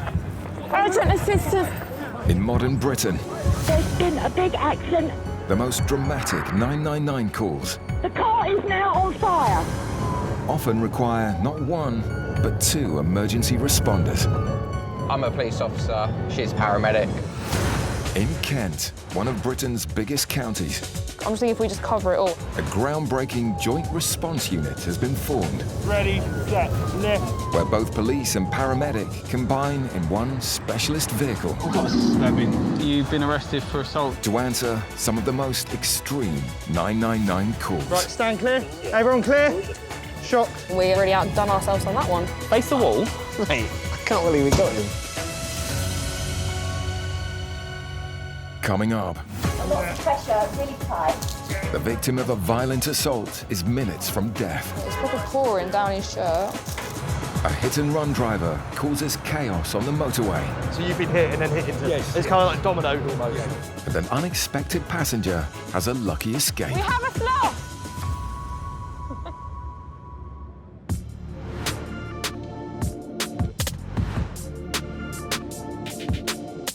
Violent crime is on the rise.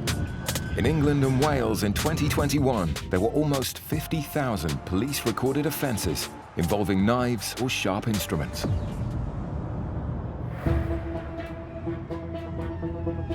(8:50 p.m. and Special Constable Mike and Paramedic Chelsea of the JRU team called to an assault in Strood, North Kent. So we have a paramedic on scene who's put in a grade 1 backup request, which basically means that they need immediate help right now. We're off to Strood High Street. There's apparently a man... Stand by. Yep, 03, go ahead. Yeah, just to keep you updated, the C-Cam patrol that are at the scene dealing with this job you're en route to, they're having trouble with the patient. They can't stem the bleeding. It's quite a severe head injury. They're requesting further assistance from C-Cam as well, so just to let you know what you're going to. Yeah, that's received. The JRU teams are uniquely equipped to deal with a violent assault, with a paramedic to deal with injuries, and police to protect their colleague and investigate the crime. There's a man who's been attacked in a Chinese restaurant, I think. He's got a very severe head injury by the sound of it. There's another C-Cam crew who are there at the moment. So obviously we're going to attempt to try to help this other crew. From a police perspective, obviously we're going to take some details from this chap and any evidence that can be gathered at the time in terms of witnesses, etc., and see if we can potentially locate these the people who've attacked this male. If we really can't stem bleeding, then there's always a risk of death through catastrophic blood loss. 4 minutes after the call, the team arrive and are debriefed by the first responder who's there by herself and has requested the urgent backup. Hello. Yeah. It's been hit over the head this evening. Was over at the pub and has got into an altercation with someone. Don't know what happened. Someone's hit him over the head with something. Not sure exactly what it is. He's got a nasty laceration. I'm going to grab the drugs bag and the critical hemorrhage. Yeah, he's got some quite significant blood loss, and you can see that it's still actively bleeding despite the pressure that Natalie's got on it. So it's just sorting controlling the blood loss at the moment. An ambulance crew has also responded to the call and arrives just as Chelsea needs another pair of hands. Can I get one of you in here putting pressure on where Natalie is? Yeah, no way, chaps. Okay. Yeah, I'm just thinking about putting one of them on his head as well, to help with clotting. Do you guys want to potentially look at doing that? It's just the hemostatic gauze. Hemostatic gauze is a dressing the teams use in life-threatening injuries. It helps the victim's blood clot, even if a major artery has been severed. Michael, No. it's still bleeding, guys. A lot of pressure, really tight. Michael, do you mind if we pop him into your arm and... Go for it, go for it. Uncontrolled hemorrhaging from a wound can lead to death within minutes if left untreated, and Michael continues to lose a lot of blood. The amount of blood that the patient's losing at the moment is quite a hefty amount. It's quite a concerning amount. Heads are a very vascular area and they always bleed a lot more than I think people would expect them to, so it can be quite alarming how much they bleed. But even for us, this is quite extensive. Just going to cannulate Michael so we can give him something to help stop the bleeding. Right, Michael, there's going to be a sharp scratch. You stay nice and still for us. Sharp scratch. No.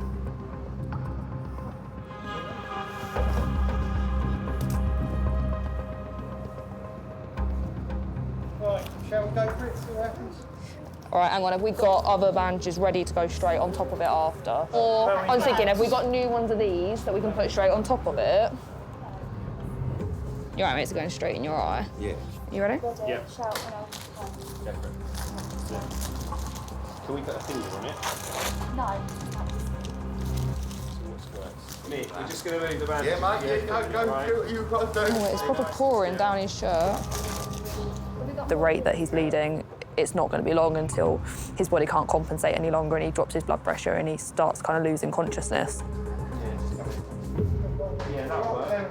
Yeah. So this is ready. We've got an ambulance en route. It's an ambulance and a police officer. Is that okay? A police arrest has turned into a medical emergency, and the police have asked for JRU paramedic support. Juliet Romeo 07 to control. Go ahead. Can you create a CAD for us, please, for a C1 call? So we're going to a male who's been reported to be unconscious with noisy breathing. We believe he's in a public place that is on the path. It could be that he's having a cardiac event, his heart's gone into a rhythm not sustainable with life, so CPR is needed. It could be that he's diabetic and his sugar levels have dropped. It could be having a neurological event. It could be various reasons as to why he's unconscious, not breathing. Lisa is the first paramedic on scene, with an ambulance just behind her. So he's having a seizure. Oh, okay. Hi guys, you all right? You can breathe, darling, because you're talking. Just calm yourself down. Calm yourself down. Guess who's What's here happened? now? The ambulance is here now. Stop. A stop check. Yep. You can breathe because you're speaking. The man appears to be fitting, but the police think there might be more to the seizure than meets the eye, and they want paramedic Lisa's assessment. Hey, for a drug search. Right, and then having this fit suddenly. Okay. Dear. Right. Shall we get him? We'll get him on the stretch. We'll get him in some light. How we staying steady? The car was stopped for a search. They've done a drug search on him, and then he's gone into this episode. Right.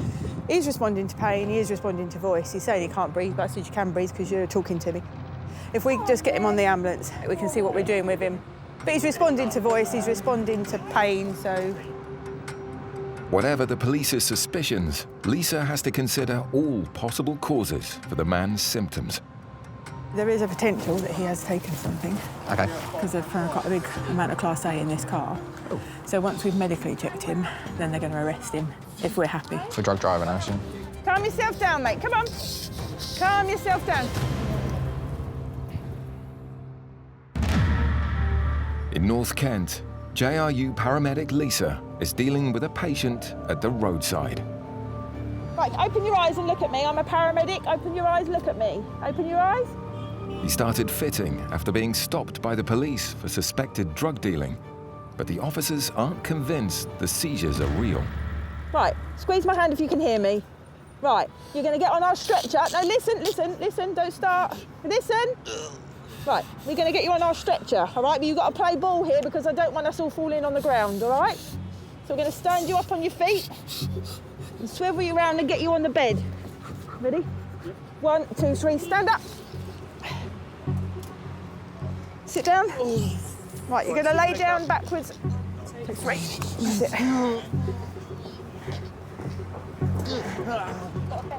I've got his legs, if you put the belt on. All right, let's get you in the light and we can see what we're doing. The patient was driving a car with one passenger who's now being interviewed by the police. We give it a little tilt, Mia.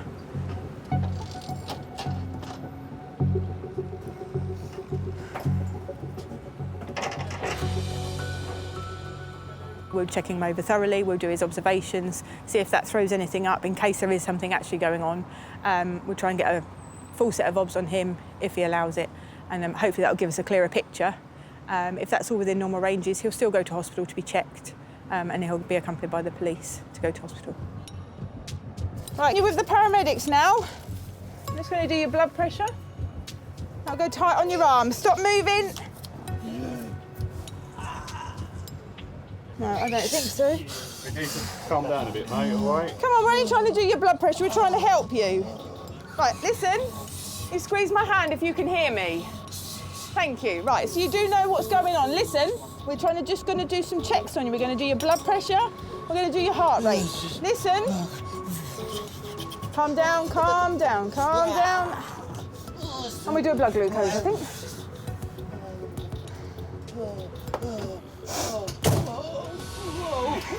All right, calm down, calm down. Did we get an idea of what he takes, or? There was a pipe, and what's been found in the car is what, at this moment in time, we believe to be Class A. It's crystal there. Right. Okay. He's going to be placed under arrest for possession of intent to supply. Sharp scratching your finger. Lisa needs to be happy that the suspect is aware of what's happening for it to be a legal arrest. He was squeezing my hand when I asked him to. Keep still. The time is 21:04. I'm placing you under arrest under suspicion of possession with intent to supply Class A. You do not have to say anything, but it may harm your defence if you do not mention when questioned something which you later rely on in court. Anything you do say may be given in evidence. The necessity for your arrest is to protect the people and also to allow an prompt effective investigation by means of questioning. Yeah, so oxygen levels are fine. Every time I try and do his blood pressure, though, he's moving, so we're probably not going to get a blood pressure. Just keep your arm still. His heart rate's about 80, 90. It was a little bit more tacky, but that was when he was having one of his little funny turns. OK, he's squeezed my hand even without me asking. He understood everything. He said, why is he going to hospital? I've told him why. I've told him he's in a moving vehicle, so he's got seatbelts on. And he's all yours. Thanks. Welcome. To get him up there, don't we? Yeah. We don't know for sure if this man's suffering a medical episode. We don't really know very much about him, but our observations suggest nothing serious is going on. There is evidence that he has taken something, so obviously that could be contributing to his behaviour this evening.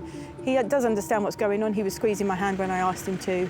He's answered yes and no to a few things, so he's with it enough to know what's going on, so hopefully they don't have too much of a horrendous journey on the way to hospital and he behaves himself.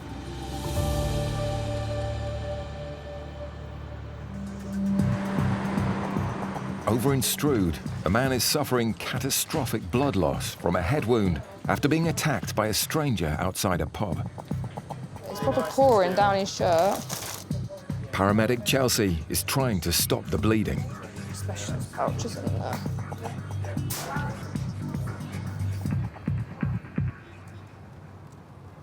It's going to be a bit of a squeeze on your head now. Now you go for it back. All right. He's got a radio. Yeah, he's got a radio. What? That's it. Nice and tight. Well done. At least you're in good spirits. Well, it's not bad, yeah, I won't lie. So this chap's got a really serious bleed. It was apparently the attack was happening in a pub nearby. So I'm just getting a few more details from him if I can.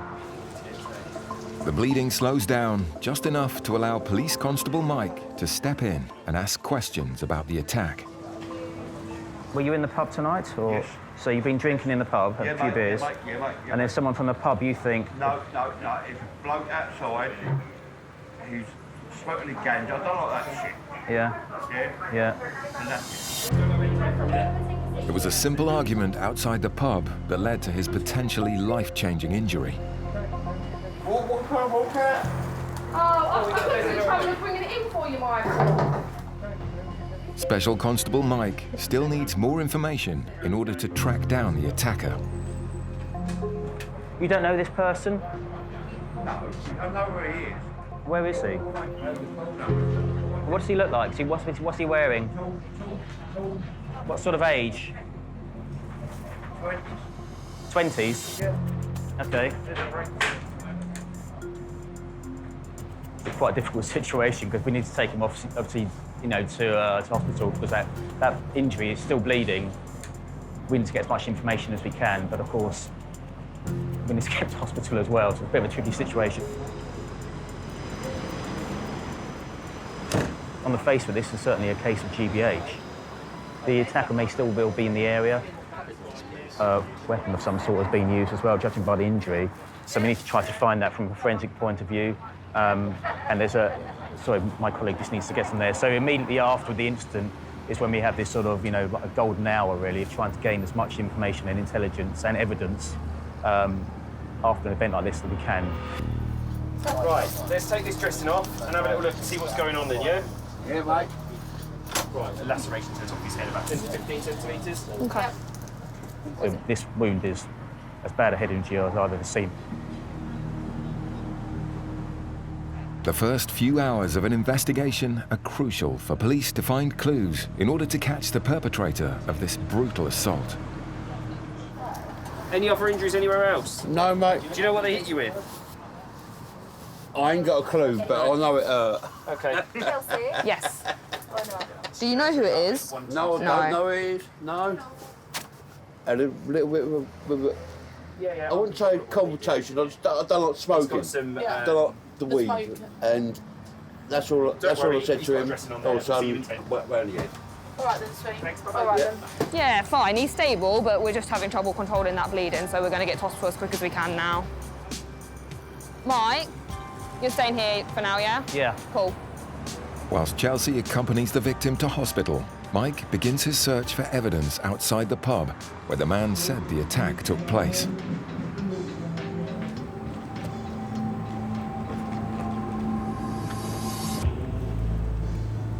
He manages to find an eyewitness.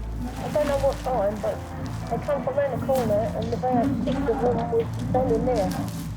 Okay. I can't see who they were because I don't fancy them. Are they masks, did they? Do you know, did you hear what? Something. A big metal thing. A big metal thing?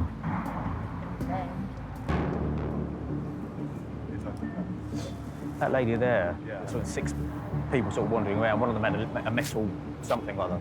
Oh, okay. Yeah, this car park is a scene. This is where we think that this assault may well have happened. With the scene, it means that no members of the public or anyone can come in or out of this area, which is this little alleyway and a car park you see behind us here. So this scene will last for as long as is needed. The detective sergeant will come down with CID and they will do whatever they need to do in terms of gathering forensic evidence. 30 minutes later, CID, the Criminal Investigation Department, and a forensic team arrive and begin the essential task of preserving evidence. With time ticking away, they quickly turn up some vital forensics. Transpires that just a few yards down the road, just here, there's some blood on the floor, which we'd assume is blood from the victim. But forensics are going to take some photos and take some swabs and do what they need to do. But certainly some progress has been made. I think we'll try and find if there's any trail that leads us back to where we think where we found the guy over at the outside the Chinese shop, which is about 100 yards behind where we're standing now. Whilst the forensic team continue with their investigation, the victim of the attack is in A&E, where he may need to undergo a blood transfusion. It's case closed for tonight at least, but hopefully over the next few days more things will come to light and we'll be able to bring the person who did this crime to justice.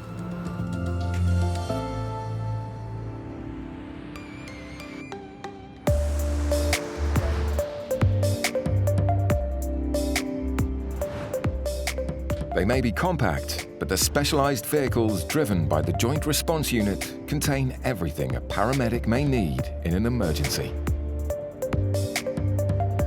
And it all has to fit into this one boot. So we've got quite an impressive array of kit here. We basically got everything that a full-size ambulance has here, apart from the stretcher. Obviously, being a car, it's quite impressive it can fit it all in. The first bit of kit we'd normally grab out is our primary bag. The primary bag is the one a paramedic always arrives with. We've got stuff to check heart rate, oxygen levels, blood sugars. Then we've got some airway management stuff. So the next bit of kit we've reached for is our life pack. So that's for all our cardiac monitoring. If someone's in cardiac arrest, it's got our defib attached to it as well. We've got our drugs bag here. Drugs include adrenaline, gas and air, and morphine. So this is our IO gun.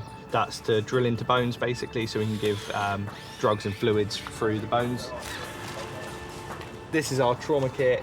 So it's got blast dressings, chest seals, and tourniquets, all those kind of major trauma bits and pieces that are needed. Then behind that, we've got our burns pack, and then we've got our maternity pack.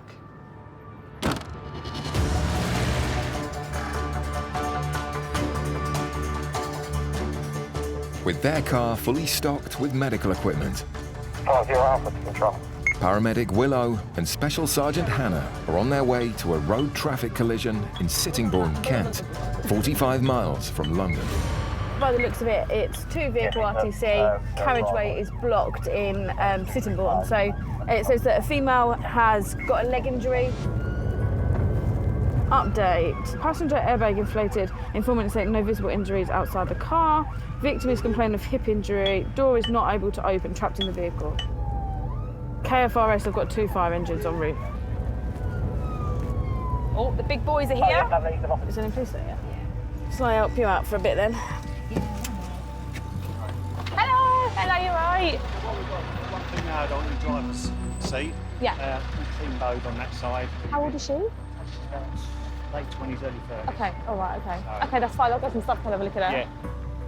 At a junction, the woman's high-performance VW Scirocco has been hit from the side or T-boned by a Ford.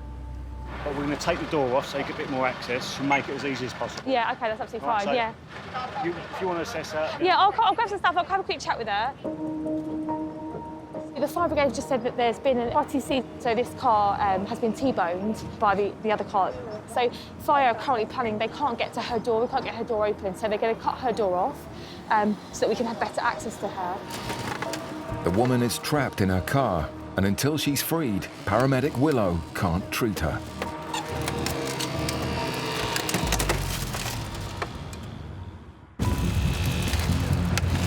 In Sittingbourne, a woman has crashed her car and been trapped inside for 15 minutes. Paramedic Willow is unable to get to her. Fire crew are using a specialist tool called the Jaws of Life to set her free.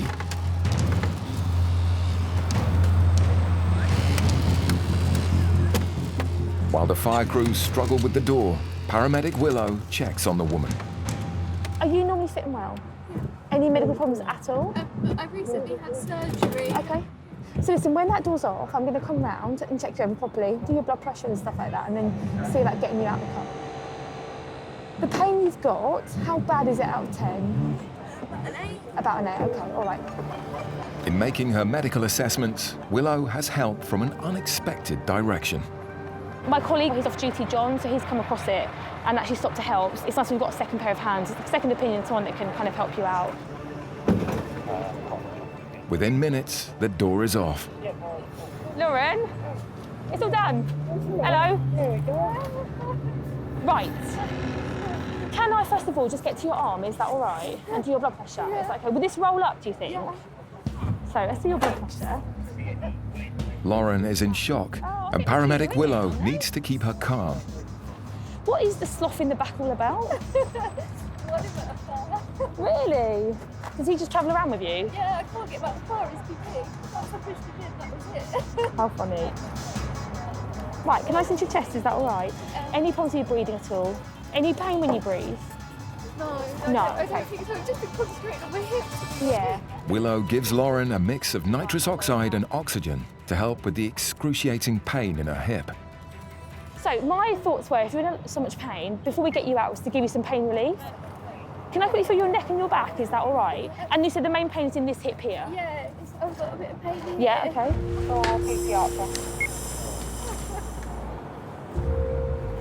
Have you had morphine before? Possibly, I think Okay.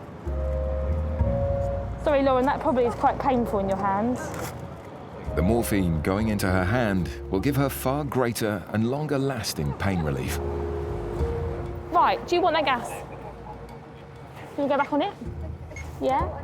So I'm going to have a little feel, if that's all right, of your chest, your tummy, your legs, and see what you can do. Can you feel both feet? Can you move your toes?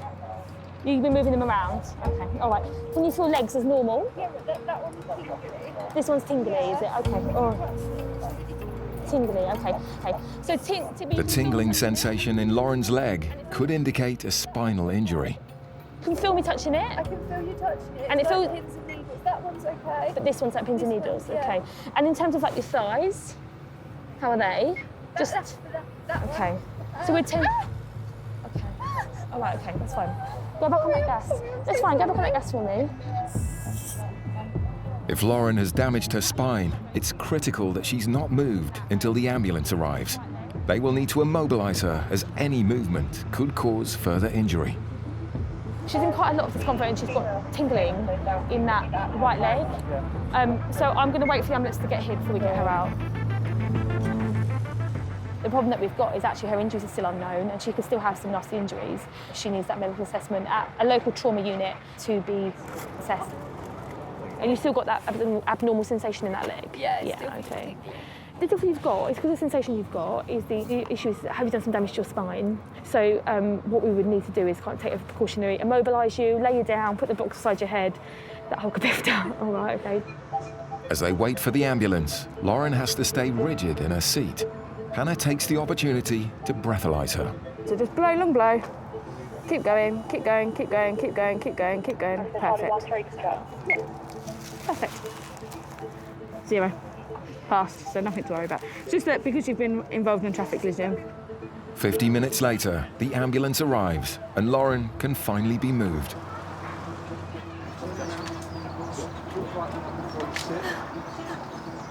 But even with the pain relief, it's still extremely painful. Yeah. All right, and you swing this leg first. Brilliant. Ready? Brilliant. Well done.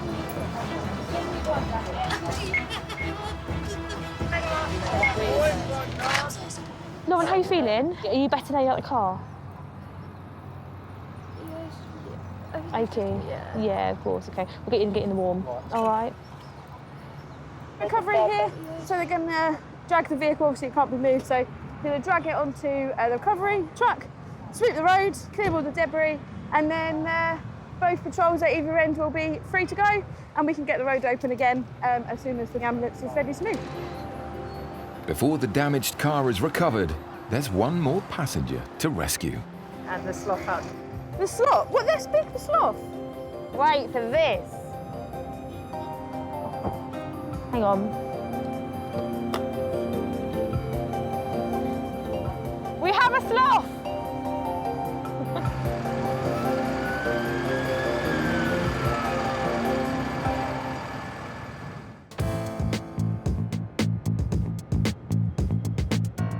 The unique partnership of the Joint Response Unit saves time and money by having cop and paramedic together in the same car. GL07 control, go ahead.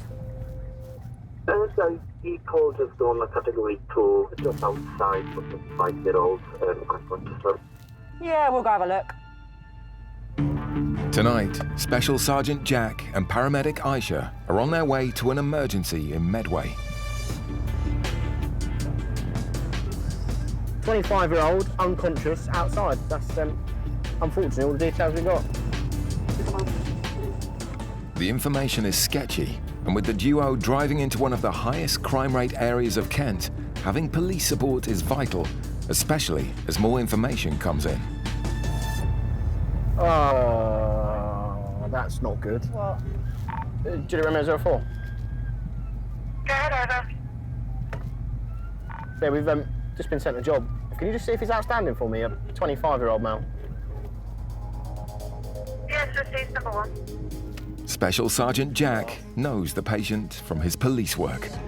We have a name though, so I'm assuming that They call for backup, and JRU teams Special Constable Tom and Chelsea respond. at the moment we've got the other JRU and ourselves going, so when we get there we'll have to ascertain exactly what's gone on, if we know why he's unconscious, making sure that he's definitely breathing sufficiently, has a pulse, and go from there really. Is that in here?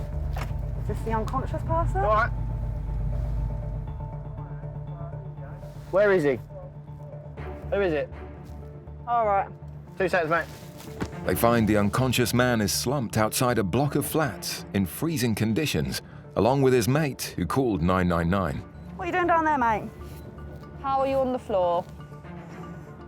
You don't know? Any alcohol, drugs, anything like that? Just family. Look where my nose is. I'm going to shine light in your eyes. Only like cancer in the office, cancer in the ambulance. Thankfully, there doesn't appear to be any imminent danger for the JRU. So we've got one of our relatively regular customers. At the moment, it's purely a medical episode, so our role really at the moment is just to lend a hand if they need it. Have you had spice? Yeah. Oh, you have, All right. Spice is a synthetic cannabis linked to serious health issues, including psychotic episodes and seizures, and its use is on the rise in Kent. So were you with him when he ended up on the floor? What happened? Did he go unconscious? Did he fall? Yeah. Did he have a fit at all? Did he shake? A little shake. Have you ever had any seizures before? Yeah. You're known to have seizures, are you? Yeah. Do you have epilepsy? I think so. Apparently the gentleman had spice tonight. However, he is also epileptic. The friend that's with him said that they were walking along, he's dropped to the ground, gone unconscious, had a kind of whole body fit, and then is just quite groggy as he's come around, which is quite common when someone has a seizure. So it's difficult to know whether he's had a seizure because of his epilepsy or the drug spice is very common to cause people to seize as well. So what time did you say you had the spice? Earlier. How much earlier? Was it daylight? Yeah. Yeah. When was your last seizure? I had one yesterday. You had one yesterday? Right. Have you been eating today? Not really. All right, we've got an ambulance coming, all right? We're going to get you in the back of the ambulance, get you warmed up, and then it's probably going to be a trip up to hospital. There's nothing you can do for someone that's taken spice in terms of, like, there is nothing that reverses it. You just have to wait, essentially, for the effects to wear off. So it's just a case of monitoring him. At the moment, we're outside. We don't know when a truck's coming. It's very, very cold. By the time the ambulance crew arrive, the outside temperature has dropped to -1 degree, and the man is at high risk of hypothermia. Just going to pop him onto the ambulance so we can check him over properly. Quite difficult to get some observations here. Our equipment's very cold, so not all working as it should. They'll get him on, do some observations, but likely going to be popped up to hospital today. There's drugs involved as well, so we don't really want to leave him and he has another seizure. Okay. But yeah, he's got a temperature of 33.1, his BM 6.7, just struggling to get a blood pressure off him, but he's got a good radial. I mean, I don't believe that blood pressure. Let's just get him on, we'll do it on board. We can help you up if you need some help. Yeah, bring this arm round. All right, there you go. But unfortunately, spice has been becoming more and more popular. Unfortunately, it does cause things like this. The effects it causes people can be catastrophic, and obviously this is a prime example, really. In Kent, nearly 100 people a year die because of drug misuse. He appears to be a regular user of spice. So from what we've managed to get out of his mate, he's used it every day. For the past 3 days, he's been having seizures and ending up unconscious. Obviously today, it's just got a bit too much where they've ended up having to call an ambulance. That needs checking out, really, to make sure that whether it's just the spice or whether there's anything more going on there. But for the moment, he's fine. As the man makes his way to hospital, 20 minutes drive away in Rochester. Juliet Romeo 03 to control. Have you got an RTC on? No, I do not. Could you create a CAD for us, please? Special Sergeant James and paramedic Nathan are also dealing with a life and death emergency. Yeah, I've created a CAD. Perfect, thank you. They're on their way to a multi-vehicle crash on the M2 motorway in Kent. Which junction? This is from junction 5, M25. Oh, okay. So from our side, we've only got critical care apparently going at the moment. There's no trucks available. Trucks is a term that crew use for ambulances, but it's a busy Saturday night and they're in short supply. So we've just been called to another RTC today. It's on a fast road. We've got a local troll going, and the call taker online could just hear someone saying they're hurt really bad. From CCAM side, we've got another paramedic going. So again, these don't have to assess quite quickly when we get there.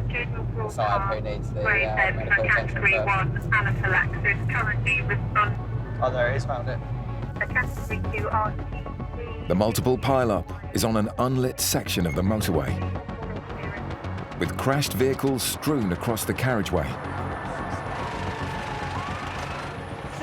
The fire brigade and critical care team have arrived on the scene, and police have closed off the motorway to avoid further injuries. So the guy that is in the jeans, he's a driver, I believe he's a taxi driver. Two girls, they've got into this chap's vehicle. So the two girls in the back are going to be the ones we need to assess first, that's right. and then the driver. Okay. Before he can treat anyone, paramedic Nathan needs to work out who and where all the injured people are, which amongst the confusion is not easy. Hello, mate. Are you ambulance? Yeah, I'm ambulance. Yeah, they've got two girls. Hello. My wrist. Your wrist? My wrist. Which one? This one. That one there. Oh.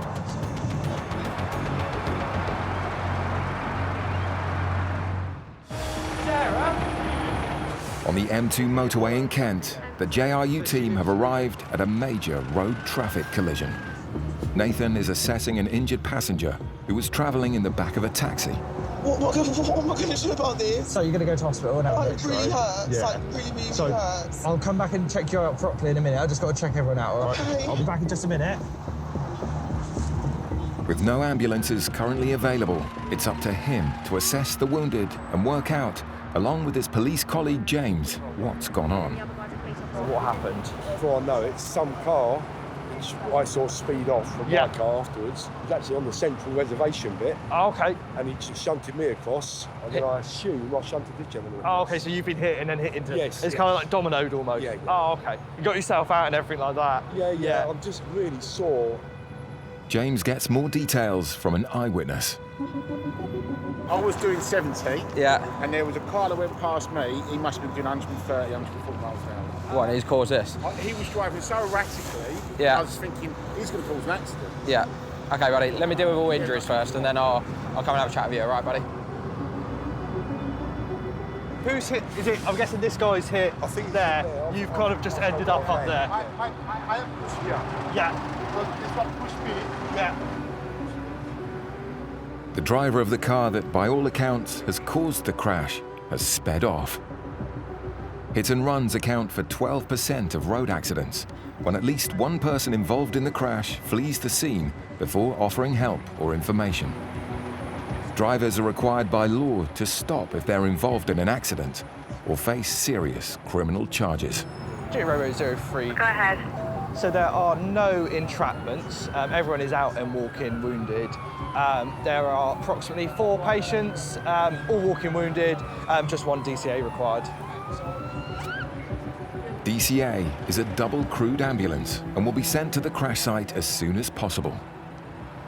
So I understand what happened at the moment. There's a car that's unaccounted for that was undertaking everyone, caused the truck to move out of the way. As they've done that, they've hit the taxi, which is the back one in front of us, causing the RTC. The car that wasn't involved has made off and not stopped, despite them causing the accident, which is morally wrong and obviously legally wrong as well for failing to stop an accident. Is this your car, yeah? Did you have any passengers on board? Is that the 2 girls?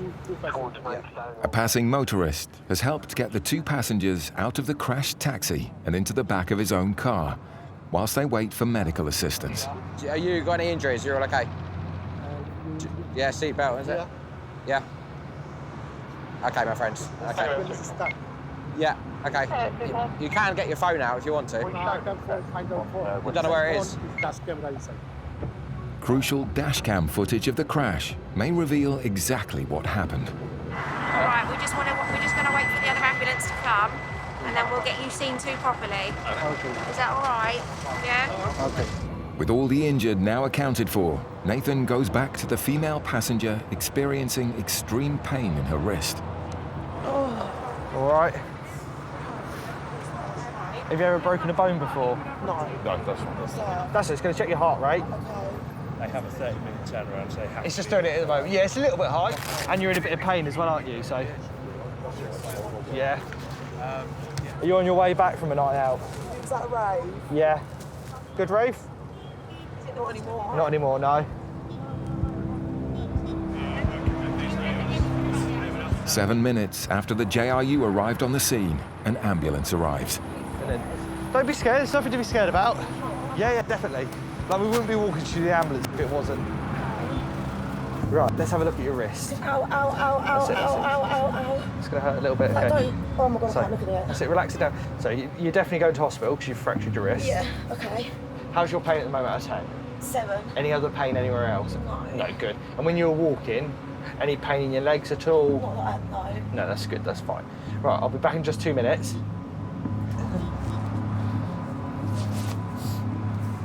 Yeah, she's just got a clear fractured wrist. So are we waiting to find out where she's going and then making a plan? She can go local. Nathan brings over another paramedic to help apply a splint to the passenger's broken wrist. Am I going to be able to go to work on Tuesday? Deal with work another day. Right, I'm going to lift your wrist up for a second, all right? It's going to hurt. 3, 2, 1. There you go. That's it, perfect. But once this splint is on, it will alleviate some of that pain, okay? So just breathe through it. You're doing really well, to be fair. Right, that'll help it a bit, all right? Crew en route from Midway Station. If you give it to me, Lovely, thank you very much. Before they leave the scene, the team makes sure everyone has been given a medical assessment. It's causing more pain now, is it? Whereabouts are you getting that pain? Around there. Can you just take a nice deep breath in for me? Yeah. Big deep breath in. How's that? Any more pain?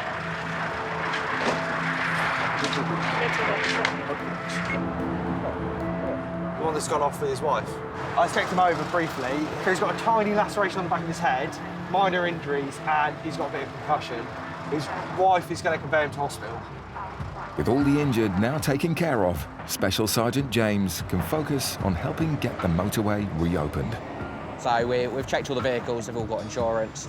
Drivers are being breathalyzed at the moment, and we're arranging recovery for the vehicles. Any job that comes in on the motorway is quite concerning. Obviously, it's a high-speed road. There's potential of a lot of cars being involved. The traffic team have got the taxi's dash cam, so hopefully that will give us a registration of the vehicle that's caused it.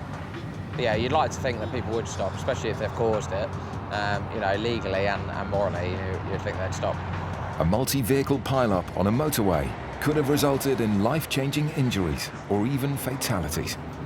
This time, the JRU only had minor injuries to deal with. Michael, do you mind if we pop an in your arm and try to God, boy!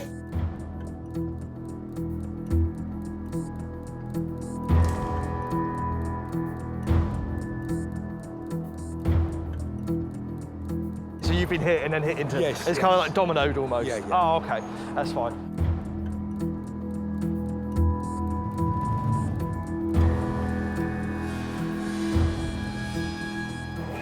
What is the slough in the back all about? I want him at a fair. Really?